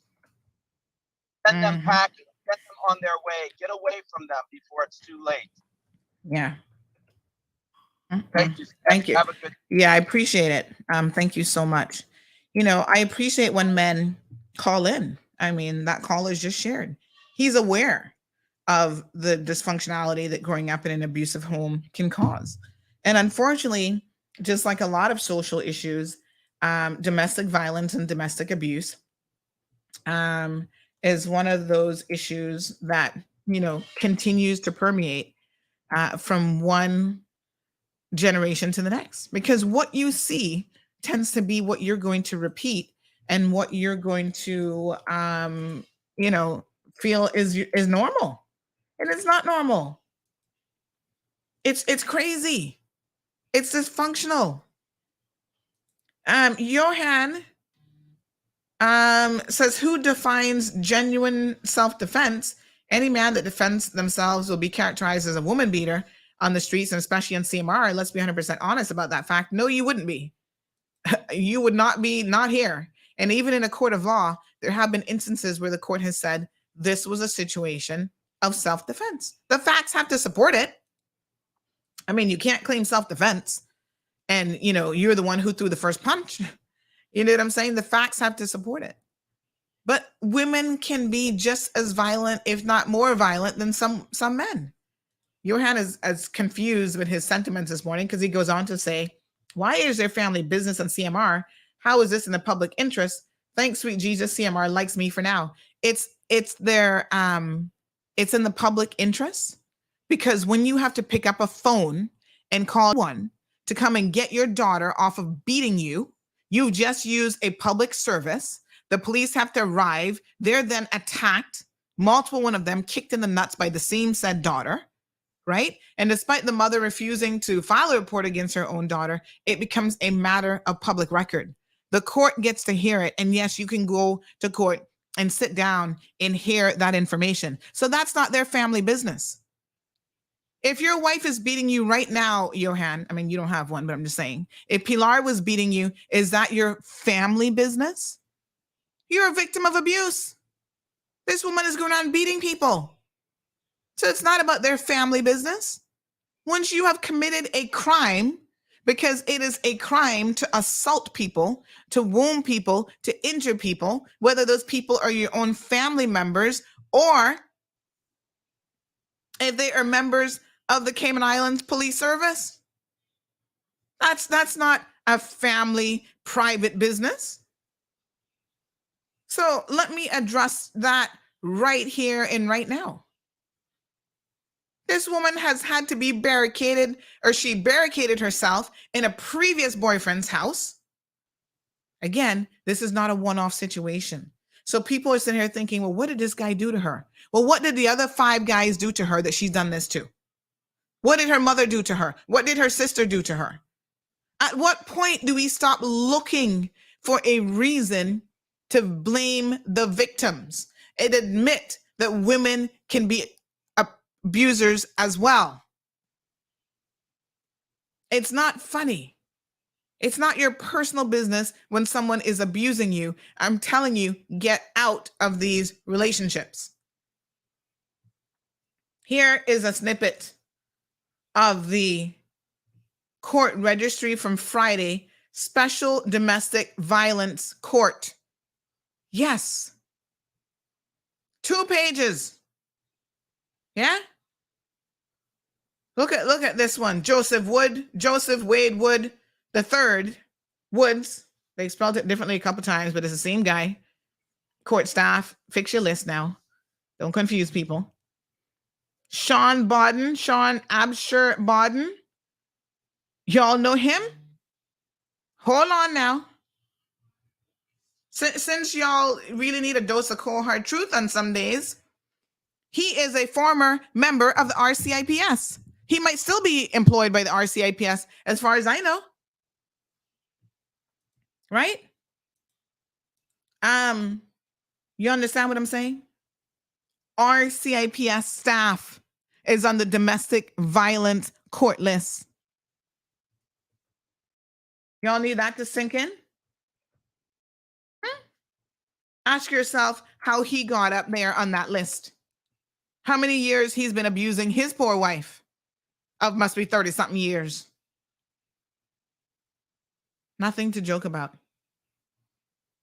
She has a protection order in place against this man, and you see what he's here in court for? Breach of protection order. Because despite the fact that she has a protective order in place saying you can't come in certain feet of this woman, he's still out there stalking her, driving by her house, contacting her when the court has said, do not contact this woman. You can't be within certain feet of her. Stay away from her. Do you think he cares? This is what I'm talking about, folks. Who is Fred Augustus Booth? He's in here too. Sharon Marie Cash, that sounds like a woman. I mean, some of y'all got these names that are all kind of mixed up. Common assault. Lesky Loxley Dixon. Yeah. Alex Fredericks Carius. Sylvester Joseph Morris. These are all people right now. Tommy Orlando Morrison. Andrew Leon Powell. Kevin Kemar Walters. Then there's 2 up for sentencing.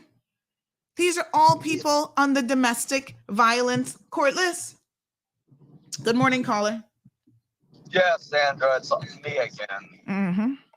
I just want to say to Johan, and I know he's an intelligent human being, but I just want him to understand that's the problem. The problem is let's keep it hushed. Let's keep it quiet. Let's shame people so they don't speak up and speak out. That's how people end up, with acid on their faces, or they're murdered, or, God forbid, live in the freaking torture and the hell of it all. Yeah. And maybe you'd understand. And there's many, many, many people out there, many families. And if everybody wants to keep it quiet, just like rape, just any type of abuse toward another human being, that's the problem with society. And if Johan can't understand that, I feel sorry for Johan. But like I said, he's an intelligent human being. So I think he needs to think before he comments, put himself in another person's shoes and try to understand someone else. Yep. And that's the problem again. People don't, listen. They want to speak out and speak up about something they possibly have no idea, they don't understand. Yeah.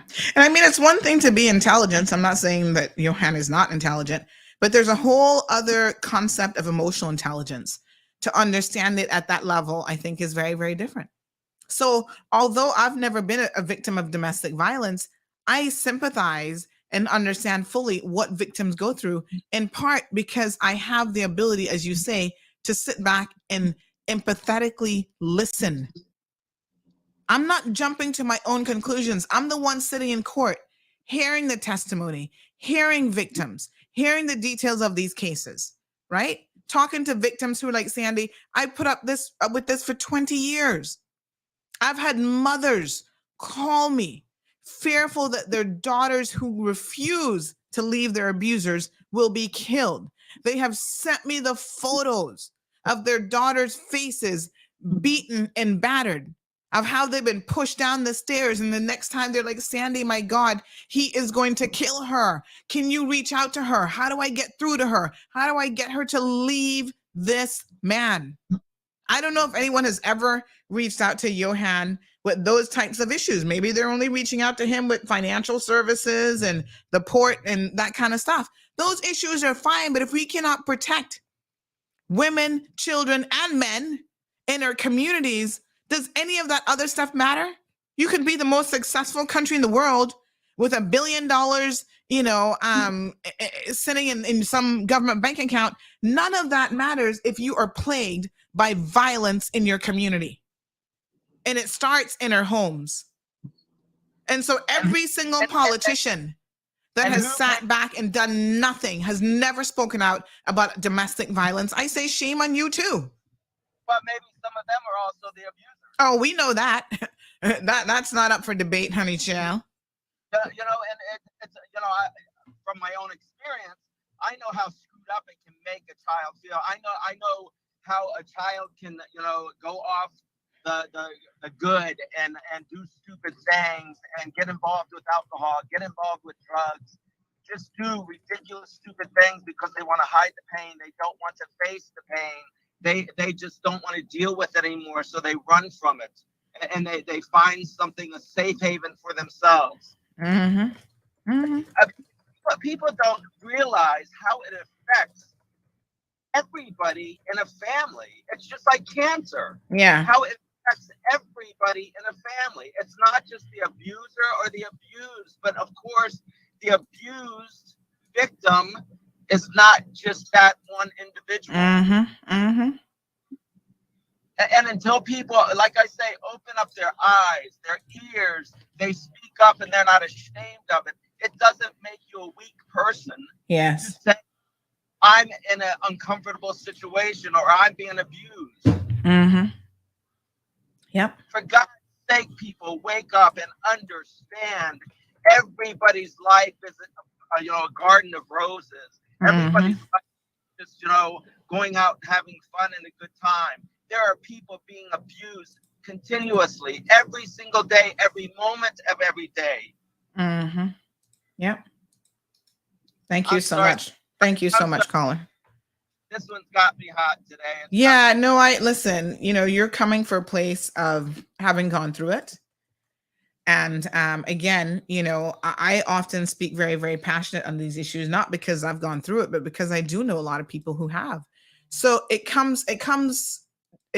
hits differently when it's from someone such as yourself. And that's why I appreciate you and the previous caller calling in to say that this has been your experiences with this, because you speak from truly knowing.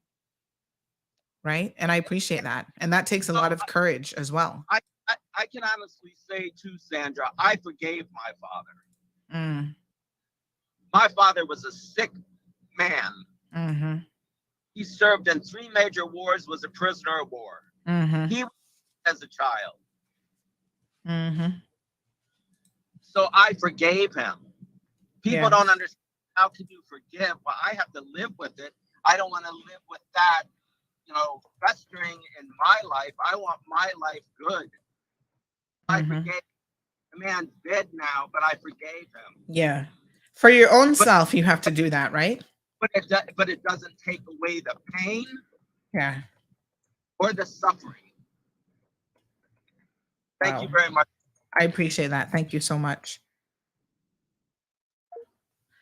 Some powerful words there, folks. And again, you know, I want to reiterate as much as I can that these are not things to joke about, in my opinion. It's nothing funny. You know, it's a very, very serious matter. So 2 people were sentenced last week. Jasis Canna, again, I don't know, Giselles Canna, I don't know if that's a man or a woman. Conroy Everton Malcolm.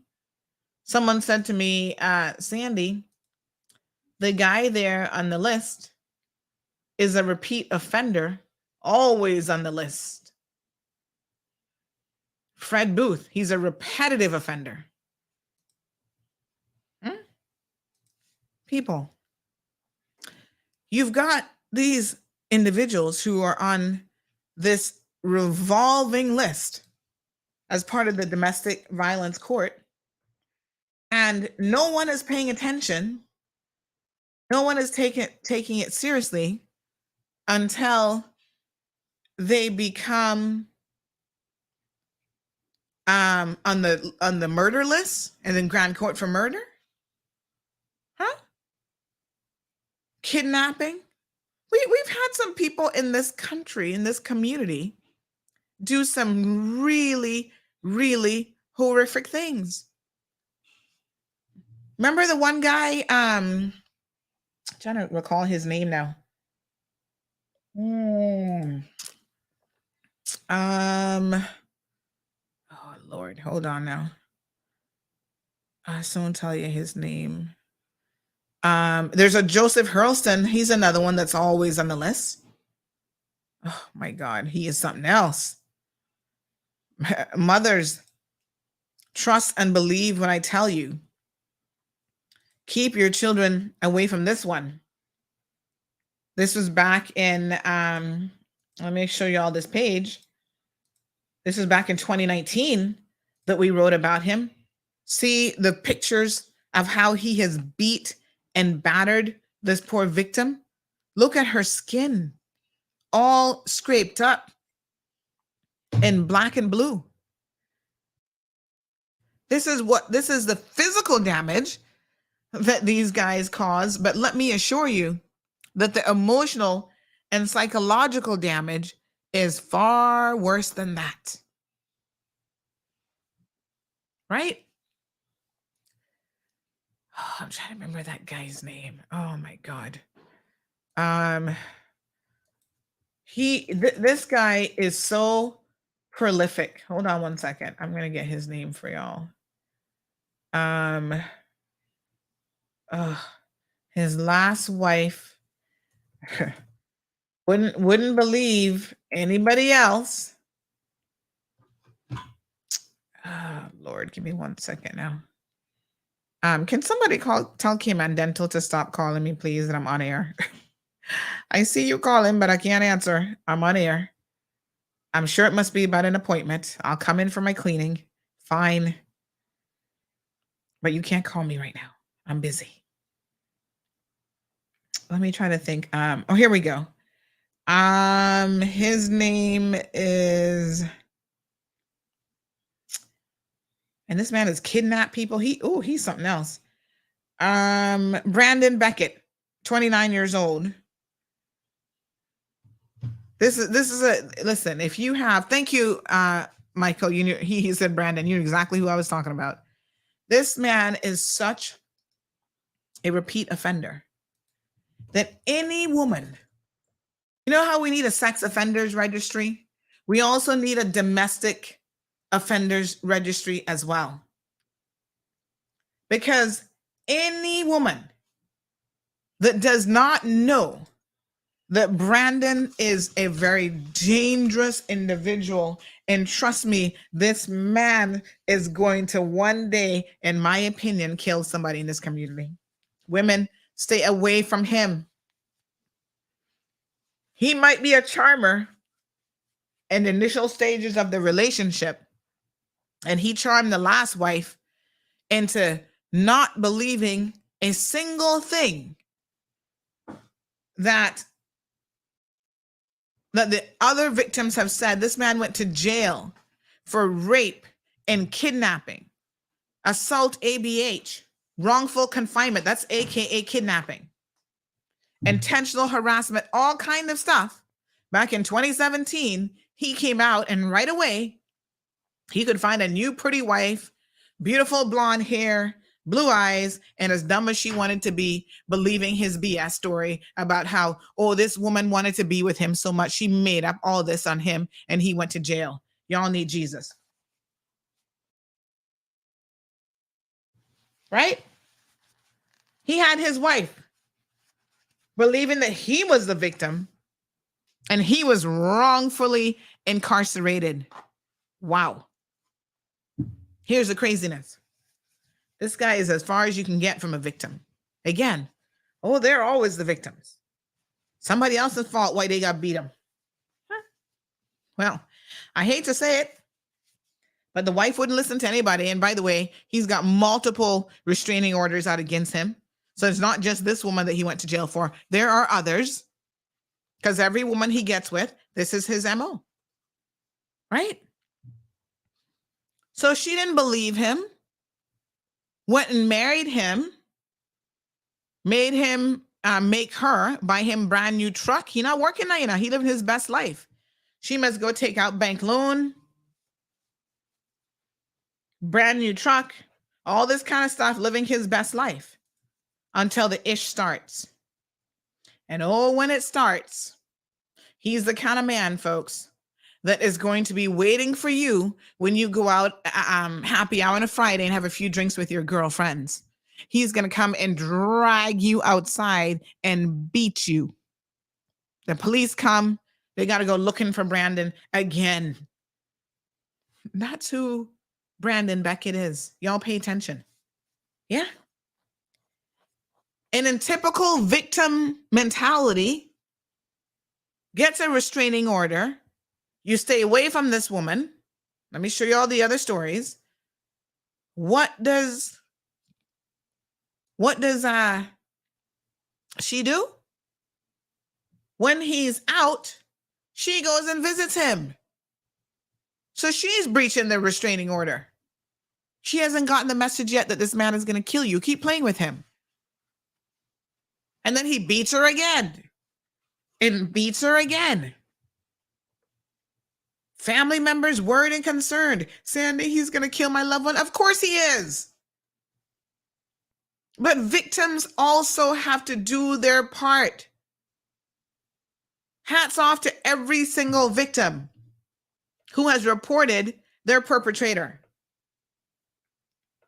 Every single victim who follows through, who goes to court, who testifies.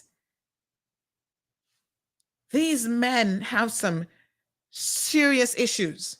There was another one that we reported on who, I'm trying to remember his name now. Oh God, there's so many of them, to be honest. The very dog and threw the puppy up against the wall when he was on a tirade that night. What was his name again? Oh Lord, let me see if I can even remember which one he was. Darren Ebanks. Y'all remember him? Oh yes. Terrorized 3 people in one night. He got almost 4 years in jail. He'll be out again. The sad thing is, look at this young man. Such a handsome fella. Look at him. Caymanian, good looking, can probably get any woman that he wants. And this is why we need that domestic violence registry too. Because he gets out of jail. The next batch of fresh meat comes from the UK, comes from Canada, comes from America. They don't know nothing about him. They don't know nothing about CMR yet. So they don't Google Darren Ebanks. And if they do, there's about 5 Darren Ebanks. So he gonna say, well, that one, not me. That's why we put their pictures up there so they can't argue. So he gets the next nice fresh meat off the airplane, off the next flight on Canadian Airlines. And he gonna beat her too. He gonna throw her dog up against the wall. He's gonna hold her hostage overnight. He's gonna bite her. Yeah? Took her glasses from her so she couldn't see because, she wears contacts and glasses. Right? You see here? Dragged her to the bathroom by her ear, bit her nose. I am not putting this up, folks, because each and every one of you have to understand the level of violence that people are having to sustain in our communities. There's nothing funny about being a man and having a woman kick you in your nuts.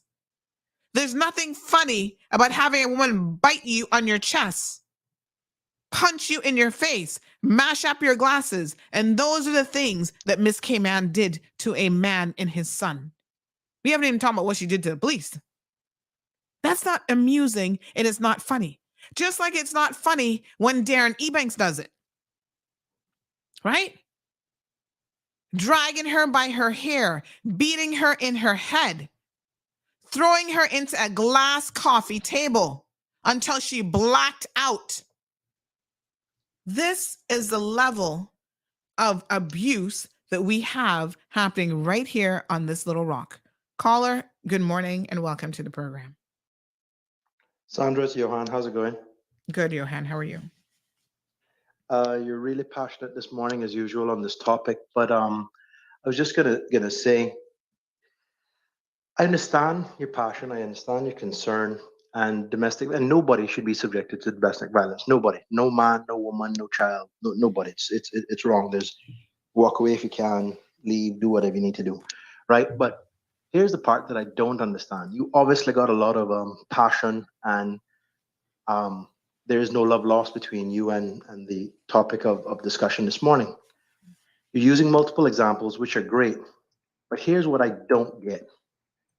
We have people that are elected, that have been elected for years, for decades. They are reputed and alleged to be woman beaters, and we don't use that same energy on the leadership. And I'm not talking about elected leadership. I'm talking about senior leadership, non-elected leadership, community leaders, so on and so forth. It's too easy to pick on one lady who No. Let me pause you. Just let me finish because then you can get off and you can say and do whatever you want. She's done what she's done, and as a result, all of that has harmed her. But all I'm saying, on a national platform, whether she's innocent, guilty, found guilty, whatever, that's not a thing. I think you are too bright, you have too much reach, you have too much influence to ignore the fact that we have some of the very same people that have committed these acts. They might not have been convicted, but we know full well that they are alleged to have beaten not just wife, girlfriend, anybody else, and so on and so forth. So let's just use that energy and spread that across the spectrum, because if we're talking about leadership, Miss K-Man is not a leader to me. She's won a competition, but she's not a national leader on any level. Let's just be consistent and fair and call it what it is. Wrong is wrong. And let's say, for instance, you like me, you don't like me. I don't lose any sleep over any of those things, right? Because I know what's important to me. But all I'm saying is we can't have this discussion and then fail to highlight the fact that the people of the Cayman Islands continue to elect, to choose as their representative, people that are silent on these issues, people that are guilty of committing some of these same offenses, and people that benefit from the cover-up because they don't ever get to see the full extent of the law. If you don't have power, position, or money, you can get away with all of these sort of actions. I'm sorry, so you cannot get away with any of these actions. But if you do have those things, it goes unnoticed. You got harassment laws, you got this law, you got that law. Why don't we have more stringent laws about domestic violent offenses? Why don't we have more stringent laws on sexual predators and people that, rape and abuse people and so on and so forth? I think for me, that is the bigger point, instead of narrowing down to any one individual. The lady's got her issues. The lady will bear the consequences of her actions, I would think. I'm not judge or jury, but I'm just saying, let's elevate the conversation whereby we stop. But Johan, we stop honoring people that do the same foolishness that you're talking about now. Okay. And we call them sir this, and we call them honorable this, and we call them member that, and ray, rah, rah, rah. Let's use one big broom and sweep up everybody in this stuff, instead of, those people that have just been convicted, because this is a small community. We know who the pedophiles are.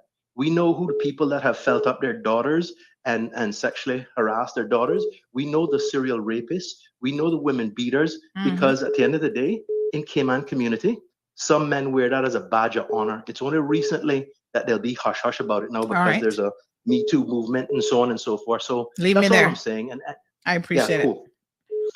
Good morning, caller. Welcome to the program. I'm going to address you, Hannah, just a second. Good morning, caller.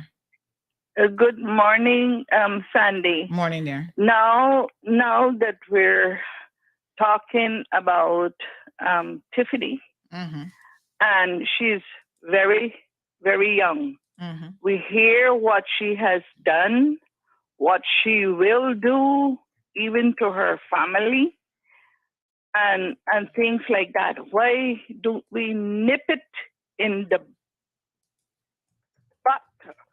Not nip it in the bud, but nip it in the butt from now on. From now on, and get the proper help for her, which I think is mental health for her.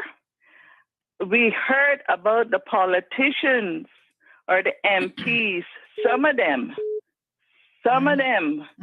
I make it clear, some of them, that beat up their wives, got other women, got children by other women, married, got children by other women, and still want to be a politician again to run this country, which is no example at all to the young, to their children, and to the whole of in particular. Now, we didn't do anything about those politicians that when they beat up their wives, they break their arms, they break their wrists, and she fell down, or do the same thing to their women. But she fell down. I'm sorry, but those same women still hold on to these kind of things instead of reporting them right away, so they can have a life, so they can have a bit of respect, self-respect for themselves. Some of them would hate you because you say you heard this, and it is a fact because of the way that the person talks, the way that you see bruises on them, and they would still hate you, the wives I'm speaking about, and the women that think that these politicians or these MPs, as they call themselves, and that's the kind of thing we say is honorable, excuse me, the whole lot that we're hearing about should be put in a same jail cell, proving it, and then put them in a same jail cell so it can teach the country, don't keep repeating the same mistake over and over every 4 years. Thank you, caller. Can I get you to lead me there? Thank you very much, Thank Sandy. you, honey. All right. And good morning. Good morning. Thank you. We have another caller in the line. Good morning, caller. Johan really lost it this morning, I think. The thing is, right? I am a woman. Well, I'm going to address him because what he said is factually not correct, but go ahead. But this is what I'm about to say. Accountability is something we all need to accept. And I think a lot of us are lacking it. We've all done something. Is it okay for a woman to go beat up on a woman? No. So it's not the first time. I am not here to judge that young lady because I would not like anyone to judge me. But when you can accept and take accountability, things can work in your favor. But if you're going to play the blaming game and blame everybody else for your mistakes and every mistake you've created or made in the past, it's an issue.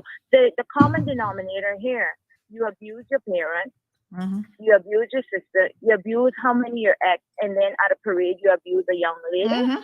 Now, let's not forget about that too. That she has, And let me just pause you there, folks. Then about the leaders, yes, we put them there, so we knew all this. This is the whole thing, right? The old ancestors and generations want to sit down and criticize, and the lady made few good points. Criticize the younger generation. The younger generation is only learning from the old ones.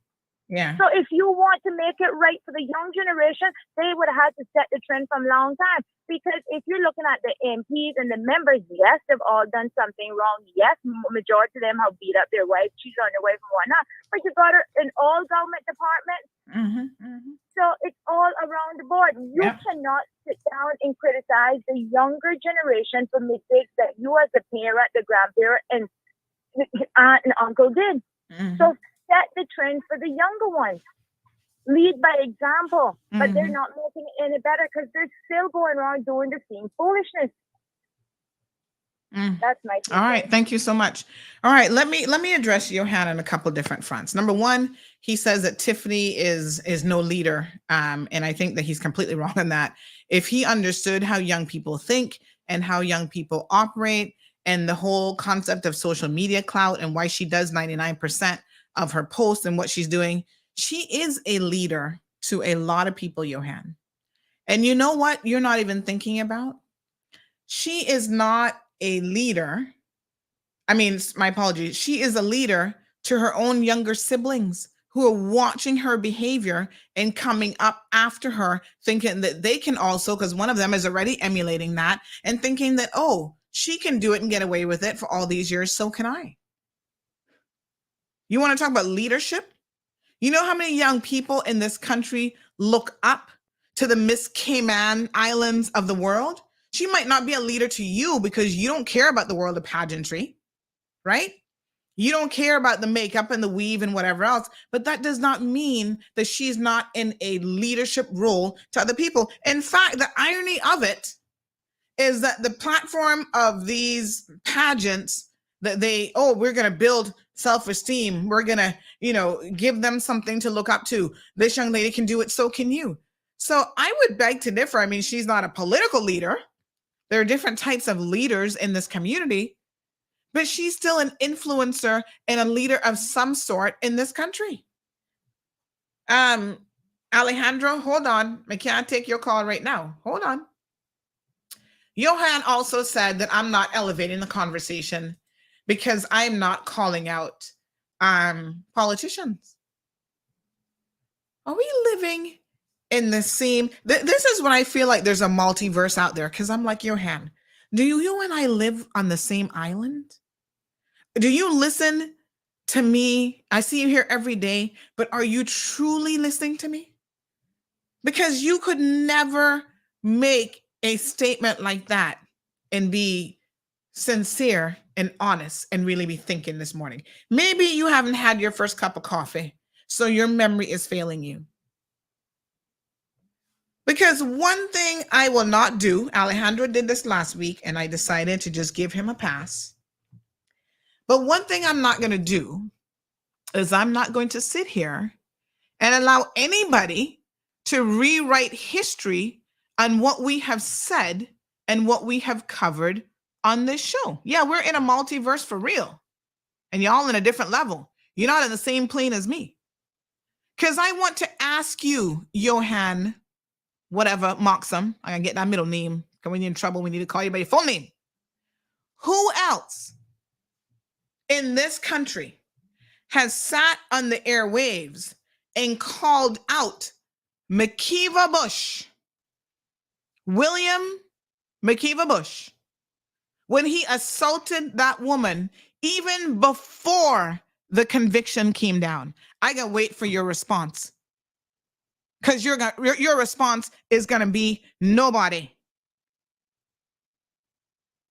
Not on a platform like this, right? There are people protesting afterwards and blah blah blah. But who was on the radio every single day during the election? Who asked every single candidate, "Are you gonna work with this woman beater?" From the current premier straight down, I'm the only person who asked every single candidate that question because I thought it was an important question to ask, right? What is your position? I made them all go on record. Go back, watch the shows, because thank God for Facebook and YouTube, they're all there. Who has had multiple shows calling out these politicians, not just McKeeva Bush, because he's not the only one, for their egregious behavior against their own families? The difference is, if it's rumors, as you have admitted and you have said, are you going to have my back when I go to court and tell you that a previous leader of this country broke his wife's collarbone, right? Because he was cheating on her and having an affair. And when she confronted him, he broke her collarbone. When I name him, is Johan whatever Moxham coming to court to support Sandy when I get hauled into court again?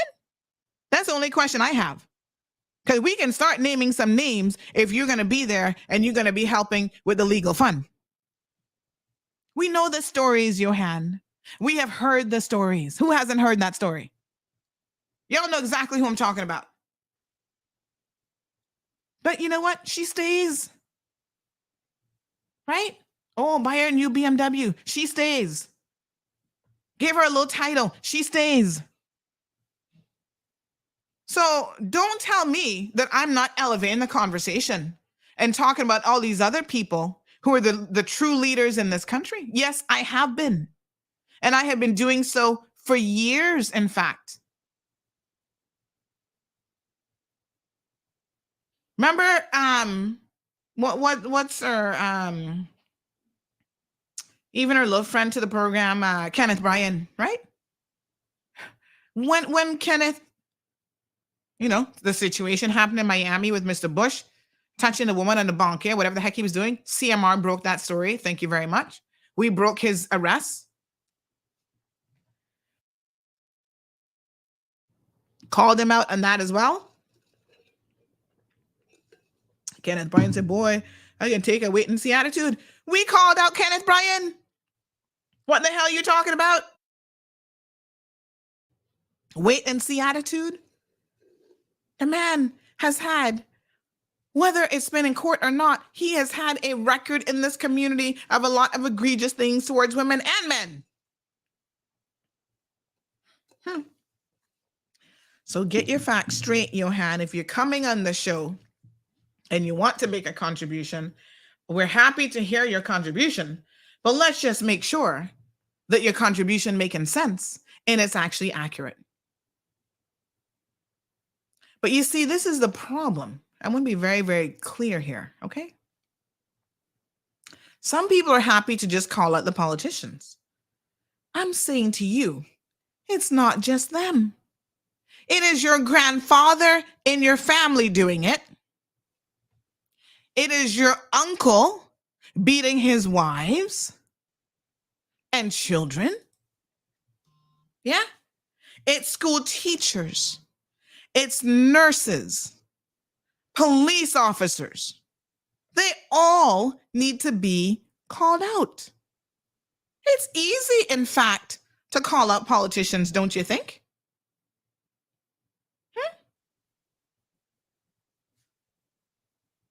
Right? Is it not easy because their life is on a silver platter? Sure, I can call them out. But you know, the truth is that the people in this country are not ready to hold the politicians accountable. And they're not ready to hold the average person who's also a perpetrator, who's also an abuser in their own families accountable. So if you can't start within your own four quarters of your home and hold those people accountable for their egregious behavior, how the hell I'm going to expect you to go to the polls and hold a politician accountable? That's the overarching message here, is most of you don't care. And then the day that it's at your footstep, you might care. A lot of y'all are staying too long in the homes and you still don't care. So, you know, this is why I say I really believe in being an equalizer. You know what I'm saying? To me, it doesn't matter who you are. It doesn't matter if you're Miss K-Man. It doesn't matter if you're Alden McLaughlin. It doesn't matter if you're Makiva Bush. It doesn't matter if you're John Seymour, right? Getting in fights out in the streets down by the old Hyatt or whatever. We're going to report on all of you. It doesn't matter if you're Chris Saunders. Got your civil servants so scared of you. Sexual harassment. It does not matter who you are. Strip away the names for a minute and you'll see the point that I'm trying to make, is that all of this kind of behavior is indicative of some serious problems in our communities. And it starts in our homes and with our families. Y'all need to fix it. Y'all are talking about Jesus must fix it. No, you must fix it. Stand up for the little person first. All y'all looking for excuses. You know how many conversations I have had defending this woman in that Makiva Bush situation? I don't even know the woman. I don't know her from the man in the moon. My own Caymanians calling me. Oh, Sandy, you can't take up for her. She's an expat and she was stealing tips money from these guys and blah, blah, blah. And trying to fire Caymanians. I said, I don't care if she was doing any of those things or all of those things, which I don't believe, for the record, but I don't care if she was. That is not a reason to get sloppy drunk and to beat a woman and to thrash her all over a kitchen. He almost hit that woman's head against one of those metal kitchen sinks. He could have killed that woman. You think that's funny? You think if she was stealing gratuities from somebody, that's an excuse to beat a woman like that? Which, like I said, I don't believe it for 1 minute. Dragging a woman by her hair? My God, I have never. First of all, I got sensitive scalp, so don't be come touching my hair too rough. But I couldn't imagine a man grabbing my hair and dragging me by my hair. The pain, the bruises that I saw in the pictures. I'm sorry, but I don't care. You can't bring no argument to me about, oh, I'm a Caymanian. I must stick with Caymanians. He a Caymanian. I do not care who he is. It's disgusting behavior. The same thing at the Ritz, biting women, touching up women. I said, you know, God surely works in mysterious ways. Because I was supposed to be there that night. And I decided to stay my behind home. I couldn't be bothered getting ready, having a shower and putting on clothes and trying to look half decent. I'm like, I'll stay home. It's a good thing I didn't go, because God knows. In the name of self-defense, I would have made sure McKeever tumbled down those stairs at the Ritz, and that would have been the end of him. So God knows exactly what he was doing, because then I would have been in court probably facing charges. It's ridiculous. We have to at some point stand up for all victims, regardless of who they are. I don't care if she's Canadian. I don't care if she's white. I don't care if she's a Jamaican. I don't care if she's from West Bay. The foolishness needs to stop. And we need to stop giving it life with some of the things that we say. Saying that, oh, you don't care about Tiffany does not make it any less impactful on her victims. And listen, they listen to this show. They're hearing your words. That father who was fighting to protect his son that day listens to this. He hears y'all when you say, oh, he's weak. What do him? How he make that little girl getting them licks in him? He don't know. Here, boy, he not no man. You don't think that those people hear what you're saying? Huh? You understand what I'm saying? How does that make these victims feel? That, oh, they must come forward because you're going to really have their back? I don't know about that. Because you can only have their back if it's a McKeever Bush and not a Tiffany Conley. It don't make no difference. Right? It makes no difference who it is. My God, we got to do better. We have really got to do better in this country. And that's all I'm asking our people. Yes, we got to elevate the conversation. We're going to say that all of it must be and should be exposed. As simple as that. It doesn't matter if it's a woman. She should not go around beating people up the same way. Right? All right. The day of reckoning, I guess, comes for all of us in one way, shape, or another, honey child. That's all I can tell you. But Miss Sarah says, Judy Rankin, absolutely. It wouldn't surprise me how many of these people were once kids who were abused physically, emotionally, or mentally. Of course, the side effects of being brought up in an abusive household, and that includes parents who are addicted to various things, including alcohol, even lack of attention and love to their children. This all creates various mental health issues that last a lifetime. You listen to me. Every single day,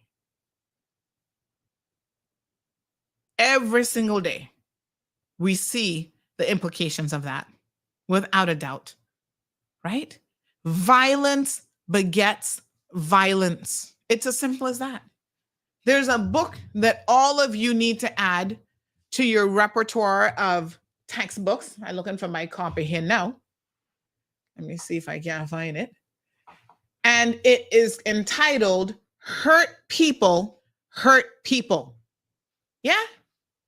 So yes, when you grow up in a dysfunctional environment, you are more likely to continue that cycle of abuse and dysfunctionality. You will more likely to abuse people physically, emotionally, sexually, and otherwise if you have been exposed to that same level of abuse yourself. That is not a matter of opinion. That has been proven by data time and time again. So that is why we have to make it a priority to address these things in our household. Judy says, same here, hon. People don't realize how witnessing abuse can destroy a child emotionally. Mental abuse can be just as bad or worse than physical. Abuse is abuse, and it should not be accepted, whether it's coming from male or female.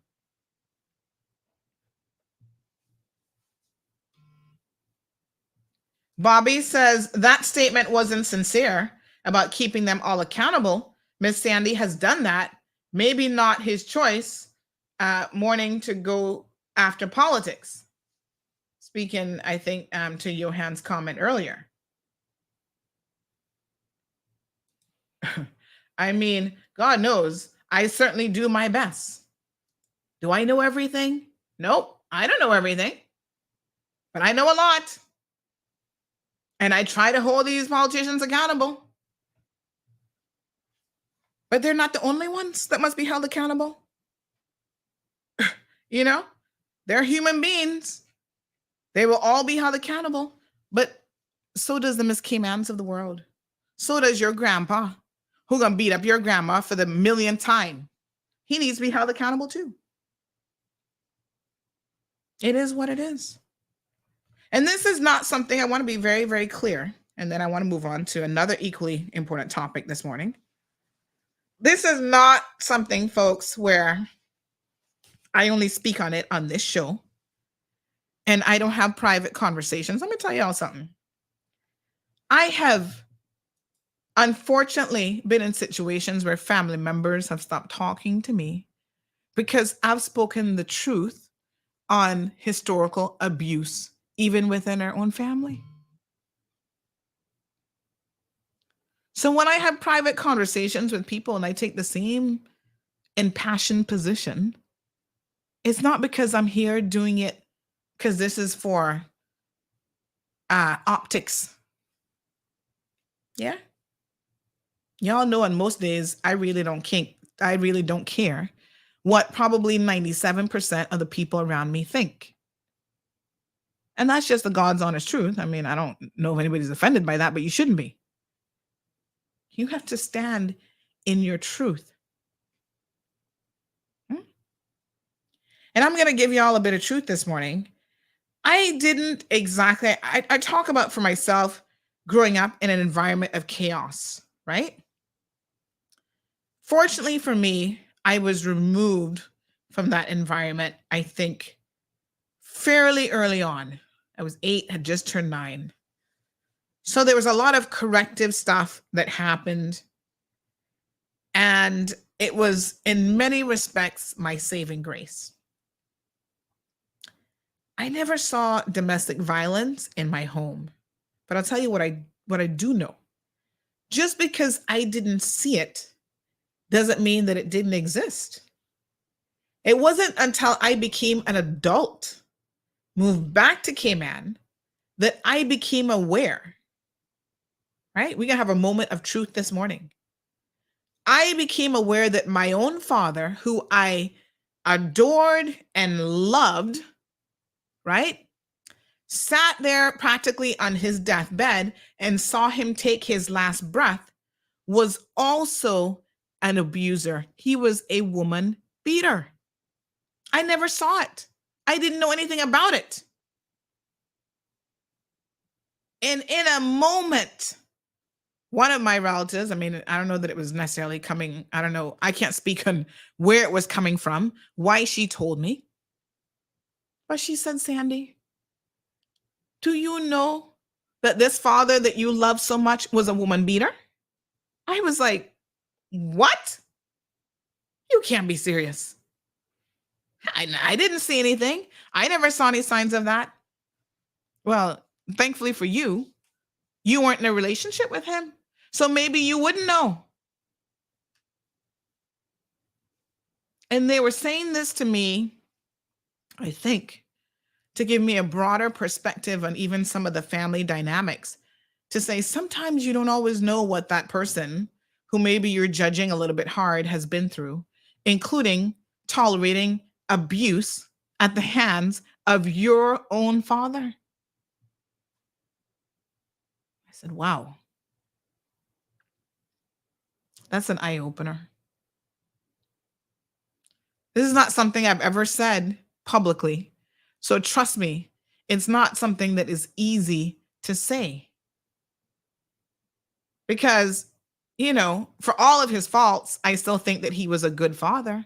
I still believe that. But look, I'm telling you all today, Cayman Islands, listen carefully to me, that violence touches all of us.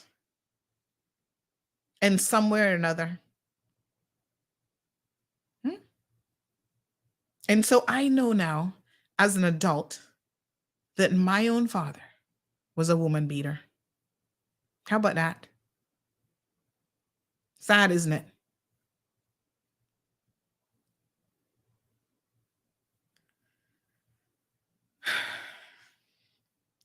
These things are heavy. These conversations are heavy. And we have to be willing to admit to our own shortcomings, folks. And really, even those around us that we love. You can love someone, and that does not make them perfect. Doesn't mean that they're not a child molester sometimes, that they're not a wife beater. But if we're going to acknowledge these conversations and acknowledge these social issues, the chaos, we have to be willing to also acknowledge it in terms of our own lives. Yeah. This is the truth. A lot of us are broken folks. Trust me. Hurt people hurt people.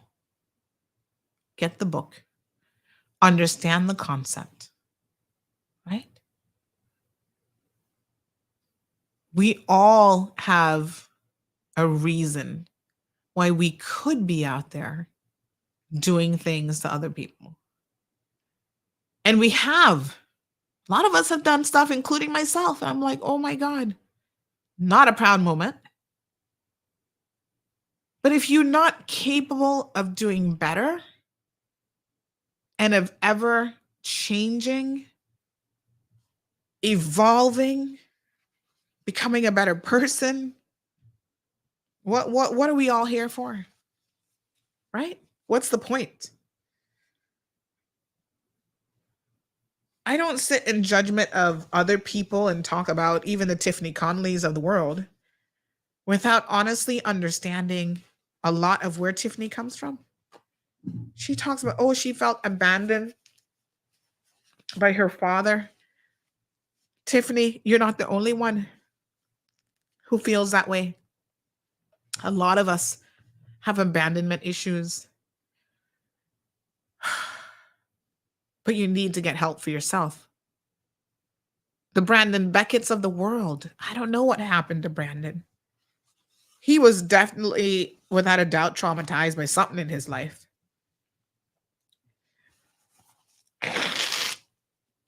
Yeah. But trust me, you can't sit in it and do nothing. It will lead to your destruction, the destruction of your family, the destruction of your community. You've got to be willing to get help. I believe in counseling. Some things are bigger than you.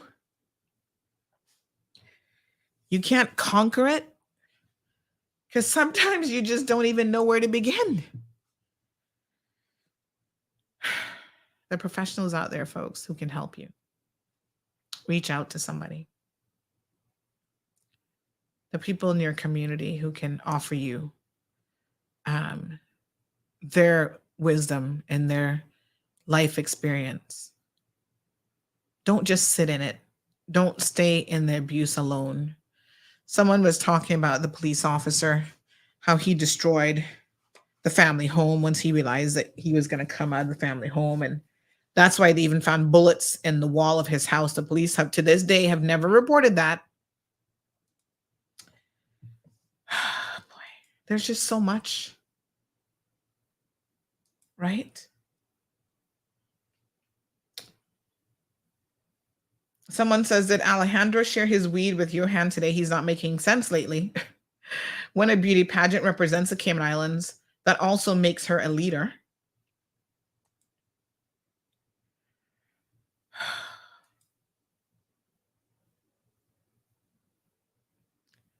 Other people saying that other politicians doing the same thing, touching women. Listen, you just gotta stop it. This person says men don't support abuse victims. That's sad.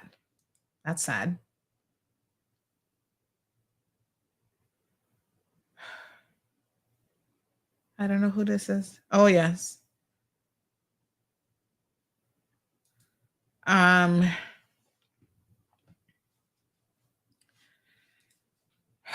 So sad. This person says the Baden guy also destroyed their home, mashed it up. She's currently having to get it fixed. Such a shame. That's how she found the bullets in the wall. He punched holes in the wall. And when she was assessing the damage, she saw them and called the police.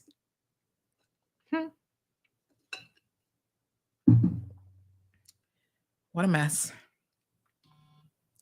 Thank you, Sarah. Sarah Tan says this is the hardest part, acknowledging it in your own life and then acting on the change. This is a huge challenge, so worth the work. Good morning, caller. Yeah, Sandy, this topic is very close to me, and I know there's a lot of people that is there on the wave, listening and can relate to a lot. All I want to say today is that just having someone tell you to leave that situation or those situations is not easy. Yes. You have to decide. You have to put everything for you to leave. It comes a time when, prayer is help. You got to get the strength to leave. And I guess it's a cultural thing for us as Caymanian women or even Caribbean to don't come forward, because we feel like if we come forward, people are going to look down on us, and have all kind of things to say as with everything. And also we're thinking about where our finances are coming from, what, this, that, and whatever. But the where it starts, domestic violence, none of that starts with you, the victim. You have to put everything, forget the material things, look on it as listen, this doesn't worth it. You are not worth it. You are not worth a black and blue eye.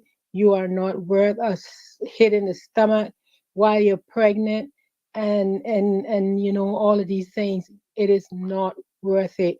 Get out of it. Yes, it's going to be on your time and usually on your terms, because there's no point in saying you're leaving today and then you're thinking and you're crying and I got help nobody to help me with this bill and whatever, and then you go back tomorrow, you repeat the same cycle, because the person that's doing it is not thinking like that. He just keep thinking, or she just keep thinking that, oh, she can go today, she's stay with her mommy or her sisters or brothers, whatever, and she'll be back tomorrow, no worries. That's the kind of control that you have. So you have to be strong. It's not easy, but let me tell you, when you're out of that, you look back and you say, wow, how did I do it? Only the grace of God helps us sometimes. Yes. But at the same time, there is help for you. There's help there. And what I can say is that don't be ashamed. Don't be ashamed to go. I used to hide a lot of things from especially my parents.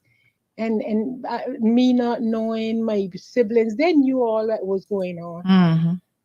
But, you feel like, oh, I don't want to tell so-and-so because, they're not going to say this and that. No, you can make it. You can make it. You have to make that first step. And the first step is get out of it. Get out of it. And you'll be so surprised. I was struggling so hard. And as soon as I left it, everybody said like, hey, we didn't want to interfere. So, we love you, whatever. And life changed. Turned around completely. So it doesn't care whether he's an MP. He doesn't care whether you're the premier wife or the husband or speaker it doesn't matter.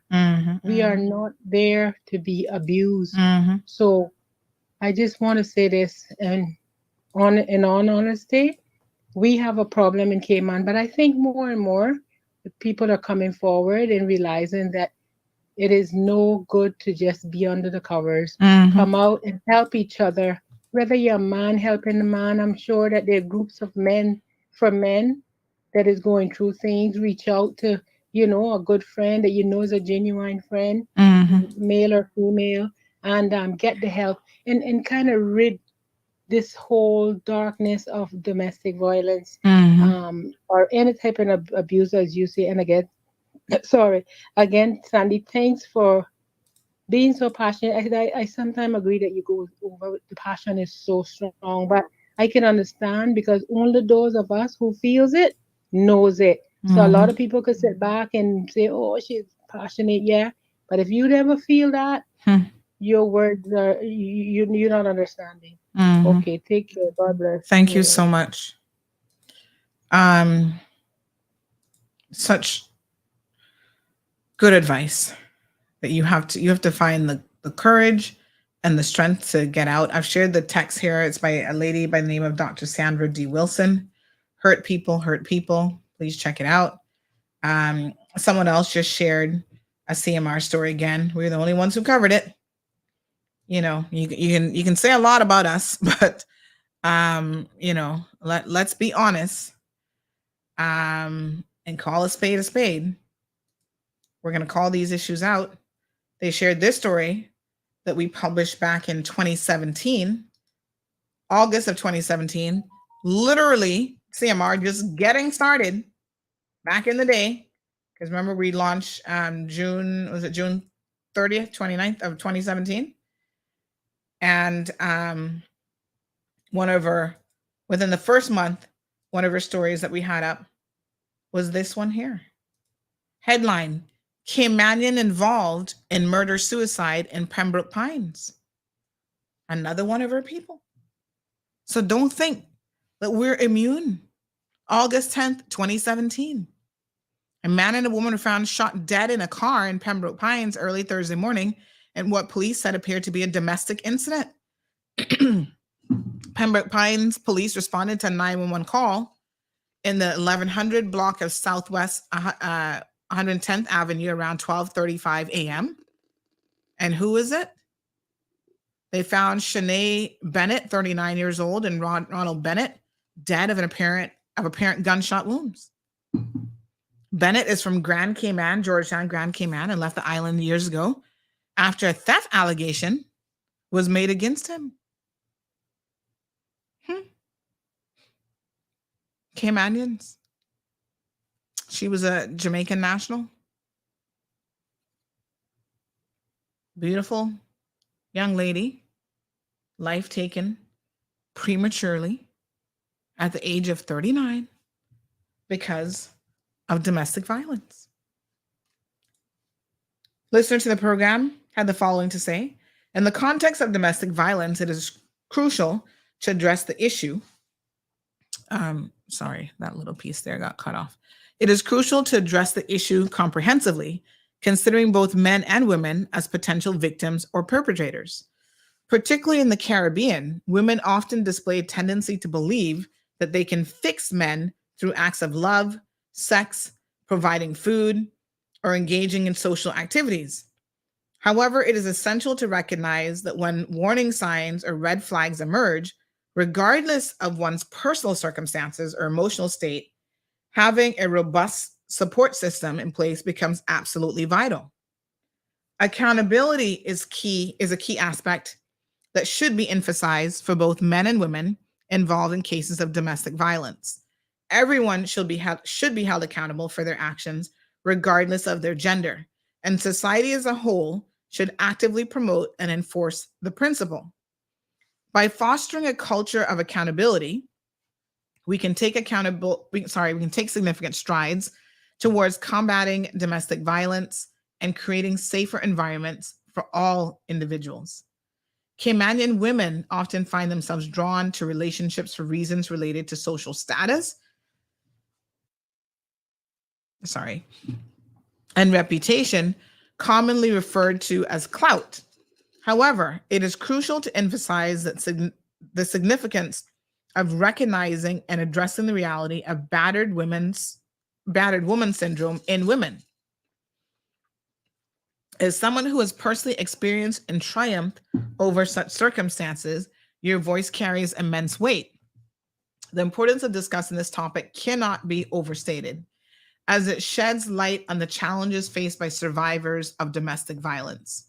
In the Caymanian context, it's important to acknowledge that societal expectations and perceptions can influence women's and men's decisions to enter or remain in relationships for reasons tied to clout.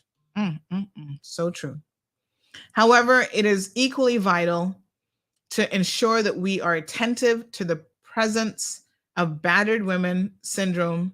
The syndrome encompasses the psychological and emotional effects that result from enduring prolonged abuse within an intimate relationship. By raising awareness and fostering understanding about this syndrome, we can support survivors and work towards preventing domestic violence. By openly discussing and addressing the issue, we can create a supportive environment that encourages empathy, understanding, and the empowerment of survivors. Thank you so much for that contribution.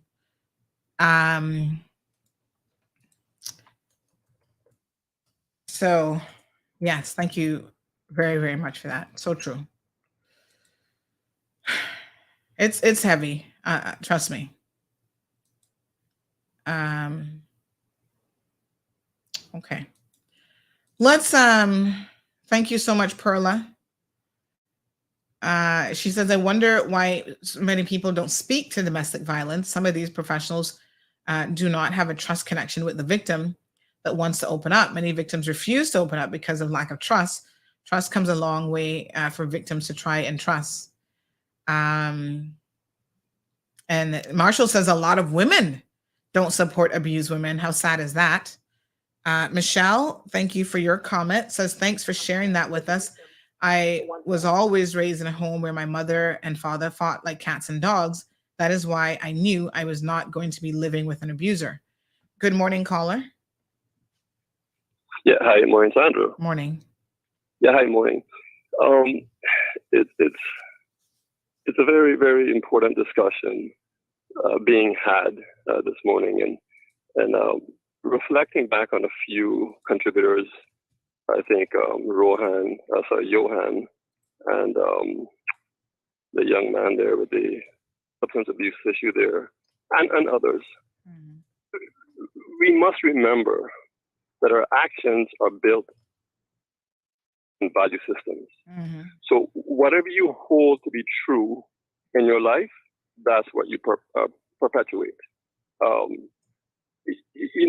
A gambler, a thief, drug addict, pedophile, a politician, we all have propensities to do wrong. We're humans. Mm-hmm. So what must be our underlying value? To care for another. Mm-hmm. We must care for another. Mm-hmm. Yes, growing up, we've all been exposed to, whether it's directly in your own household, in your family, your community, wherever, we've been exposed to wrongs. And oftentimes, these wrongs impact us so significantly, we are psychologically warped. We become bent. We become broken and bruised and battered, and we carry these things. So some time ago, some years ago, there was a research done. There's a couple of them actually, where researchers try to understand why people commit suicide. So those who attempted to commit suicide and they survived, jumping off a bridge or overdosing or whatever it is, they would go and interview them, and they would say, what led you to this point? Mm-hmm. And they would say, I was just depressed and I've had enough of life. And then they would say, well, when you were standing on the edge of the bridge, what made you jump? What made you go forward? And they would say, I really don't know. I just felt that I had to. But when I took that leap, when I stepped off that ledge, that's when you hear people start to scream Because at that point, they wake up. It snaps what they have done, and it's irreversible at that time. And that's why you often hear people screaming in videos that capture these things, yeah? It's because, Sandy, we come to a state in life, stress, wrongs, hurts, betrayals, whatever, that we are psychologically bent from a course of right and wrong. This is why politicians do what they do. This is why boyfriends, husbands, or wives do what they do, because the course of life has caused these people to experience something that they tend to self-medicate.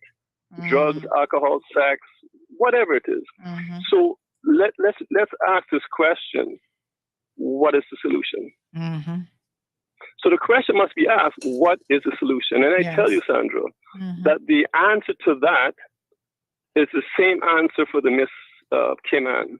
Why would a young lady seek to think her beauty is of value to lend to society? Why would a young man think that he could run for politics and he is the answer to solving the world's issues?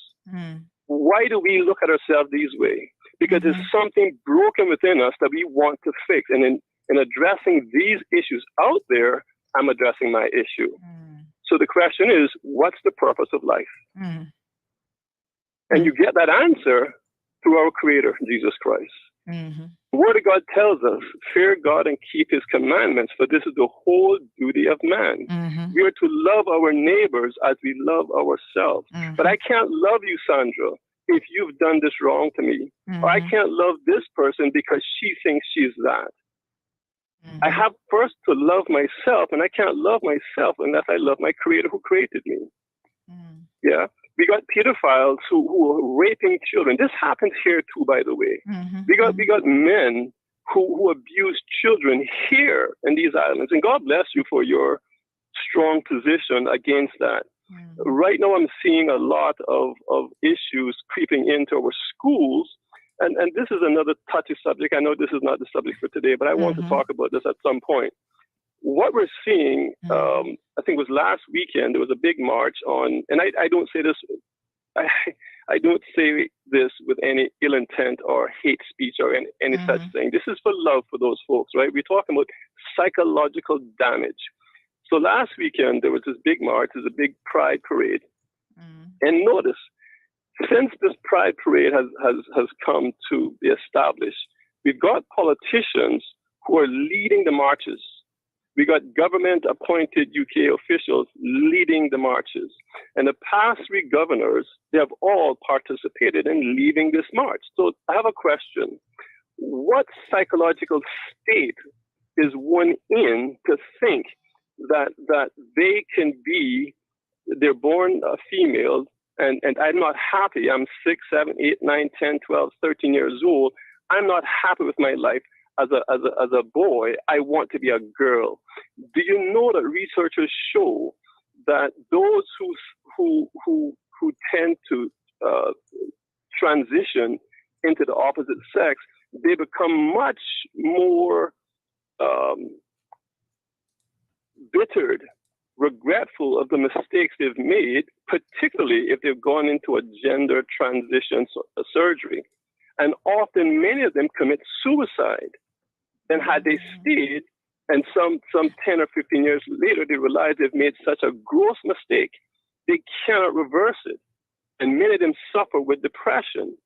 And so I'm saying this, Sandra, that we're pushing society. We've become so bent and warped that we're trying to find avenues and ways to help ourselves and different choices that is not going to in the long term help us. So what is the solution? The solution is to love God and you love yourself, and then you can love your neighbor. And I know that some people don't like that. I heard some months ago, and I wanted to get back to you on this. This one day when the Minister Brian was on the air and he made his contribution about the churches and whatever. There was a caller to call afterwards, and he was quite irate about talking about Christianity and it's not proven. I want to put this out there to that gentleman. I think I heard him this morning as well. If he is willing and sincere to discuss that, I'd be happy to sit with him on air and prove that Jesus Christ did exist, but not in the Bible. Not in the Bible. I would prove through archaeology. I would prove through history. I would prove through other non-Christian societies who wrote and recorded of Jesus' existence and his disciples.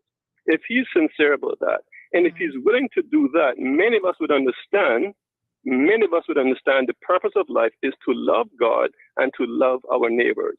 Yes, there are pedophiles in the Catholic Church too. We've seen these things where the churches abuse their responsibility. Not just Catholic churches, all churches. Yeah. So yes, exactly. Many people, because of their psychological state, Sandra, they take issues into another realm and try to self-medicate and abusing weaker persons of a psychological state. So I just want to close with that. All right, Jesus Christ is the answer. You run to Jesus, trust him, love him, then you can love yourself. Then you know how to love your girlfriend. Then you know how to love your mother. Then you know how to love your husband. And if you have differences, the Bible tells us in 1 Corinthians chapter 13, it's called the love chapter, what love is and what love is not. When you can master that, then you have patience, then you have tolerance, then you have understanding. That's what love is. Love yourself, love God, love your neighbor. Thank you, Sandra. All right, thank you very much. 936-2626, folks, is the telephone number. I do want to change gears. First of all, there's an accident if you are driving into or out of town right now. There is an accident in the vicinity of Bar Cam. We actually have dash cam footage of this. So here it is. I could swear this is the same pole that somebody took down not too long ago, or close to it. But somebody again took out a light pole. Big up to CUC. Boy, y'all can lick them all you want. But I tell you what, see the police there. The CUC crew is already on the scene, trying to, just with the trucker and everything, trying to get that pole sorted out because it probably is impacting some people's, electricity access. So, folks, I don't know where y'all speeding this time of day or what you're distracted by that you ran into an entire light pole and took out the pole. But geez, peace, y'all need Jesus for real. That much I will say, especially on the roadways. But anyway, do want to shift gears a little bit here.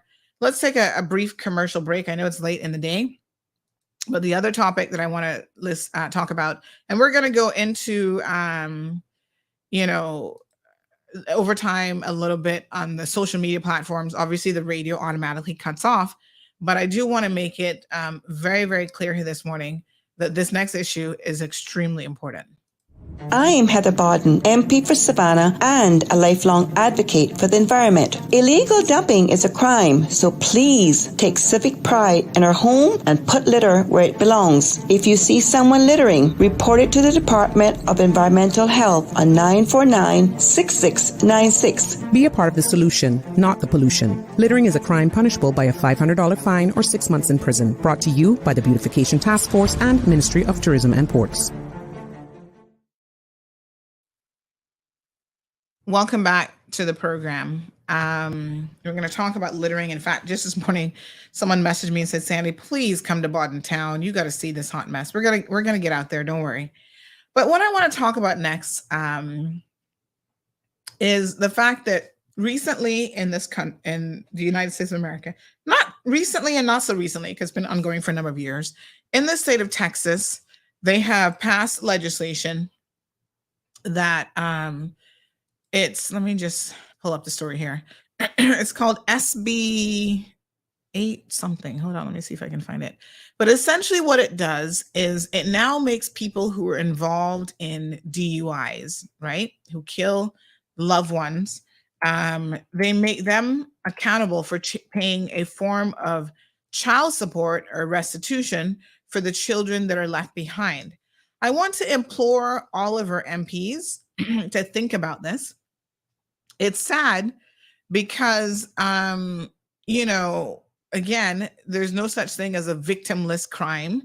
When someone, commits a DUI, there are people who are left behind, children, family members who then have to try to pick up the pieces of their lives and move on without their loved ones. It's an unfortunate situation because, I mean, I don't even know how they cope. You know, it's tragic.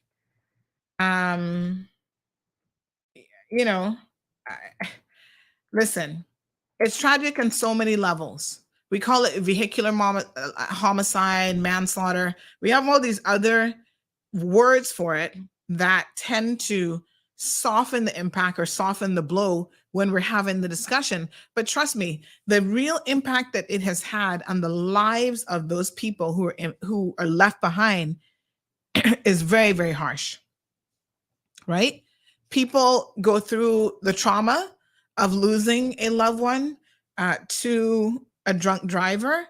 They don't know how to cope. I mean, it's like so many other losses due to violence. And this is, in my opinion, this is a form of violence. You decide to get behind the wheel of a vehicle, drink and drive, and then I got somebody at my door, Miss Stacy.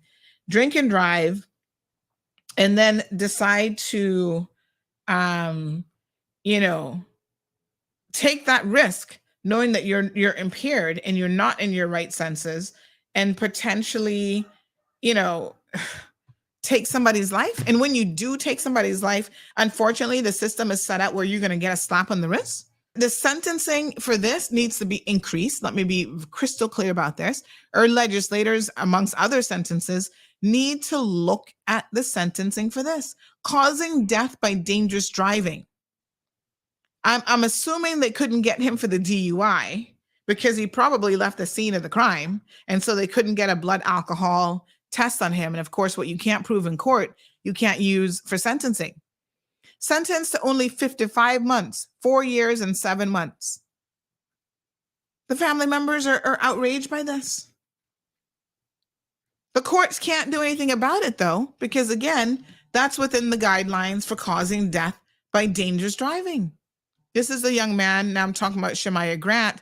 The picture that you see here is of Jordan Telford, 40 years old, known to abuse alcohol and be a drunk and be sloppy all over the place. Take a young man's life, gets 4 years and 7 months. He'll only serve 60% of that, and he'll be out in the streets again. Why is it that the family members, this young man, Shemaiah Grant, has left a daughter behind? Who is now going to support his daughter without him being here? Right? I'm sorry, but we need legislation just like what Texas is doing, where we actually put in place, you know, a legal provision that allows for some form of restitution. Then the courts say, well, you know, he don't have no money. He's going to be in jail for 4 years. He doesn't have a job. Hello. Just like in other cases that I pointed out to the court, you get the judgment, and then enforcement of the judgment is something you can do 5 years later, 10 years later, whatever. Because I'm willing to bet my bottom dollar that when this Telford guy comes out of jail, Jordan, he'll become another manager again, just like he was at some other liquor license place or some other bar or whatever. He'll have a job and he'll be making good money. And some of that good money that he is going to be making should be, going to the care of young Mr. Grant's child. This is only fair. Good morning, caller. Welcome to the program.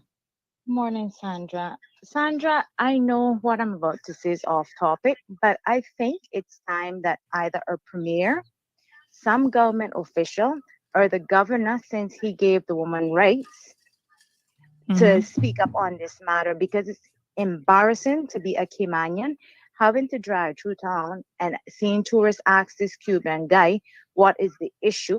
And tourists out there videoing. Okay, let me add it again this morning. Caller, let me. It has to come to a stop. Yeah, caller, let us discuss that tomorrow, because I do not want to get off topic on this. But thanks for telling me that, and let's put that on the list for tomorrow, because I really want to. For the last couple of days, I've been trying to address this. Thank you, caller, and I haven't had a chance to really dig deep. Ada says that thank you for touching on this. Sham actually has 2 daughters and 2 sons. Okay, so this young man has left behind 4 children. Who is going to take care of his 4 children? RD Limited says, assuming he remains in Cayman. Well, here's how you make this work, folks. Assets. Does he have a house? Is he going to get some kind of inheritance money from his granny that just died the other day? His mother. Listen, there are ways to track down people and the assets that they may or may not have. There are ways for the arm of the law to reach across multiple jurisdictions. So you saw the other day when we were talking about this case with the guy who ran over the other guy, the first thing I said, Caymanians, y'all need to start thinking outside the box. Jamaicans, start thinking outside the box. This man has taken your loved one away from you. Make him pay in more ways than one. The criminal justice system will send him to jail, not for long enough as far as I'm concerned.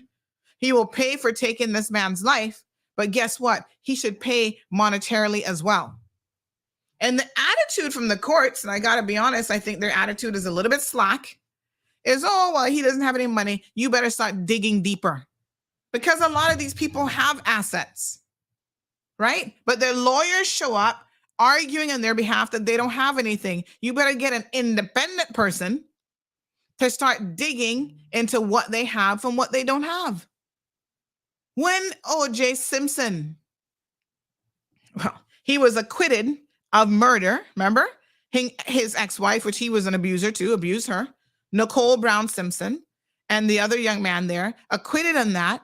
But the families of those victims sued O.J. Simpson, won in a civil court. I forget how many, let me see if I can get the amount of millions of dollars, right? Wrongful death.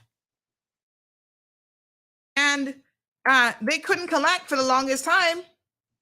Because of course, OJ, he not got no money, blah, blah, blah, blah, blah. O.J. Simpson, that was way back when that they actually won that lawsuit. Well, guess what? In January of 2018, right? Remember now he had come into some assets. Oh, all of a sudden his old memorabilia. Remember how he went to jail over that, tried to go steal that, blah, blah, blah. They're aware. The Goldman family, Ronald Goldman and his parents and his family, right? Nicole Brown and her family. From 1994, they've been sitting on a judgment that found him liable and ordered him to pay $33.5 million. Okay? And they couldn't collect right away. Oh, he not got no money. He's broke, this and that. Well, guess what?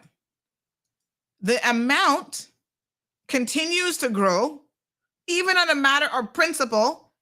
As of 2018, it exceeded $70 million.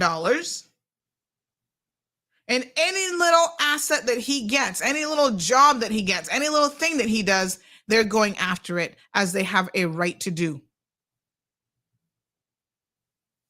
OJ has never accepted any responsibility, whether civil or criminally, for the death of his ex-wife. So back in October of 2018, he was selling autographs after his release from prison, because that's what these narcissists do. So he was released from a Nevada prison, signing autographs to try to pay his bills. Well, the family members and the lawyers in this case said, hold on a second. Oh, he wants to sell autographs? We'll take that money. Thank you very much. He wants to sell a book talking about if I did it and make millions of dollars off of that book. Okay, give us the money. So things may present themselves later on where the person might not have any assets or money while they're sitting in jail. But, this Telford guy, at his age, he's only 40 years old. He could have another 40 years of life ahead of him. At some point during that time, he's going to find a job and he's going to be making money. Get an order in place. Now, as it stands now, right? You can pay to have a lawyer, and I've suggested this to the family. Go talk to those folks over at Broadhurst with Recover. Personal injury is their specialty. You can pay to have a lawyer take him to court and at least, get the order in place. What they've done in the state of Texas and other places, Louisiana and other places in the United States of America, they have set up a very specific piece of legislation to address this so that at the time of sentencing, the judge can deal with it as well. Compensation for the death of the individual, as well as ongoing care of their children. Because the problem here, folks, is if it doesn't become part and parcel of legislation like this, then you're leaving the families to have to bring a separate lawsuit, a separate civil suit, which is an entirely different process altogether. So here's what Texas has done. Under the new Texas law, those convicted of intoxication, manslaughter, will be required to pay restitution to support the victims of minor children. The judge will determine the amount that the offender must pay until the child turns 18 years of age or graduates from high school.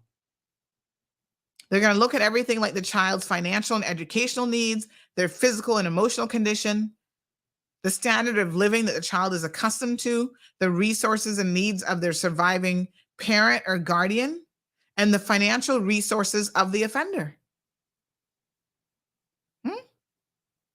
Hear what they go on to say.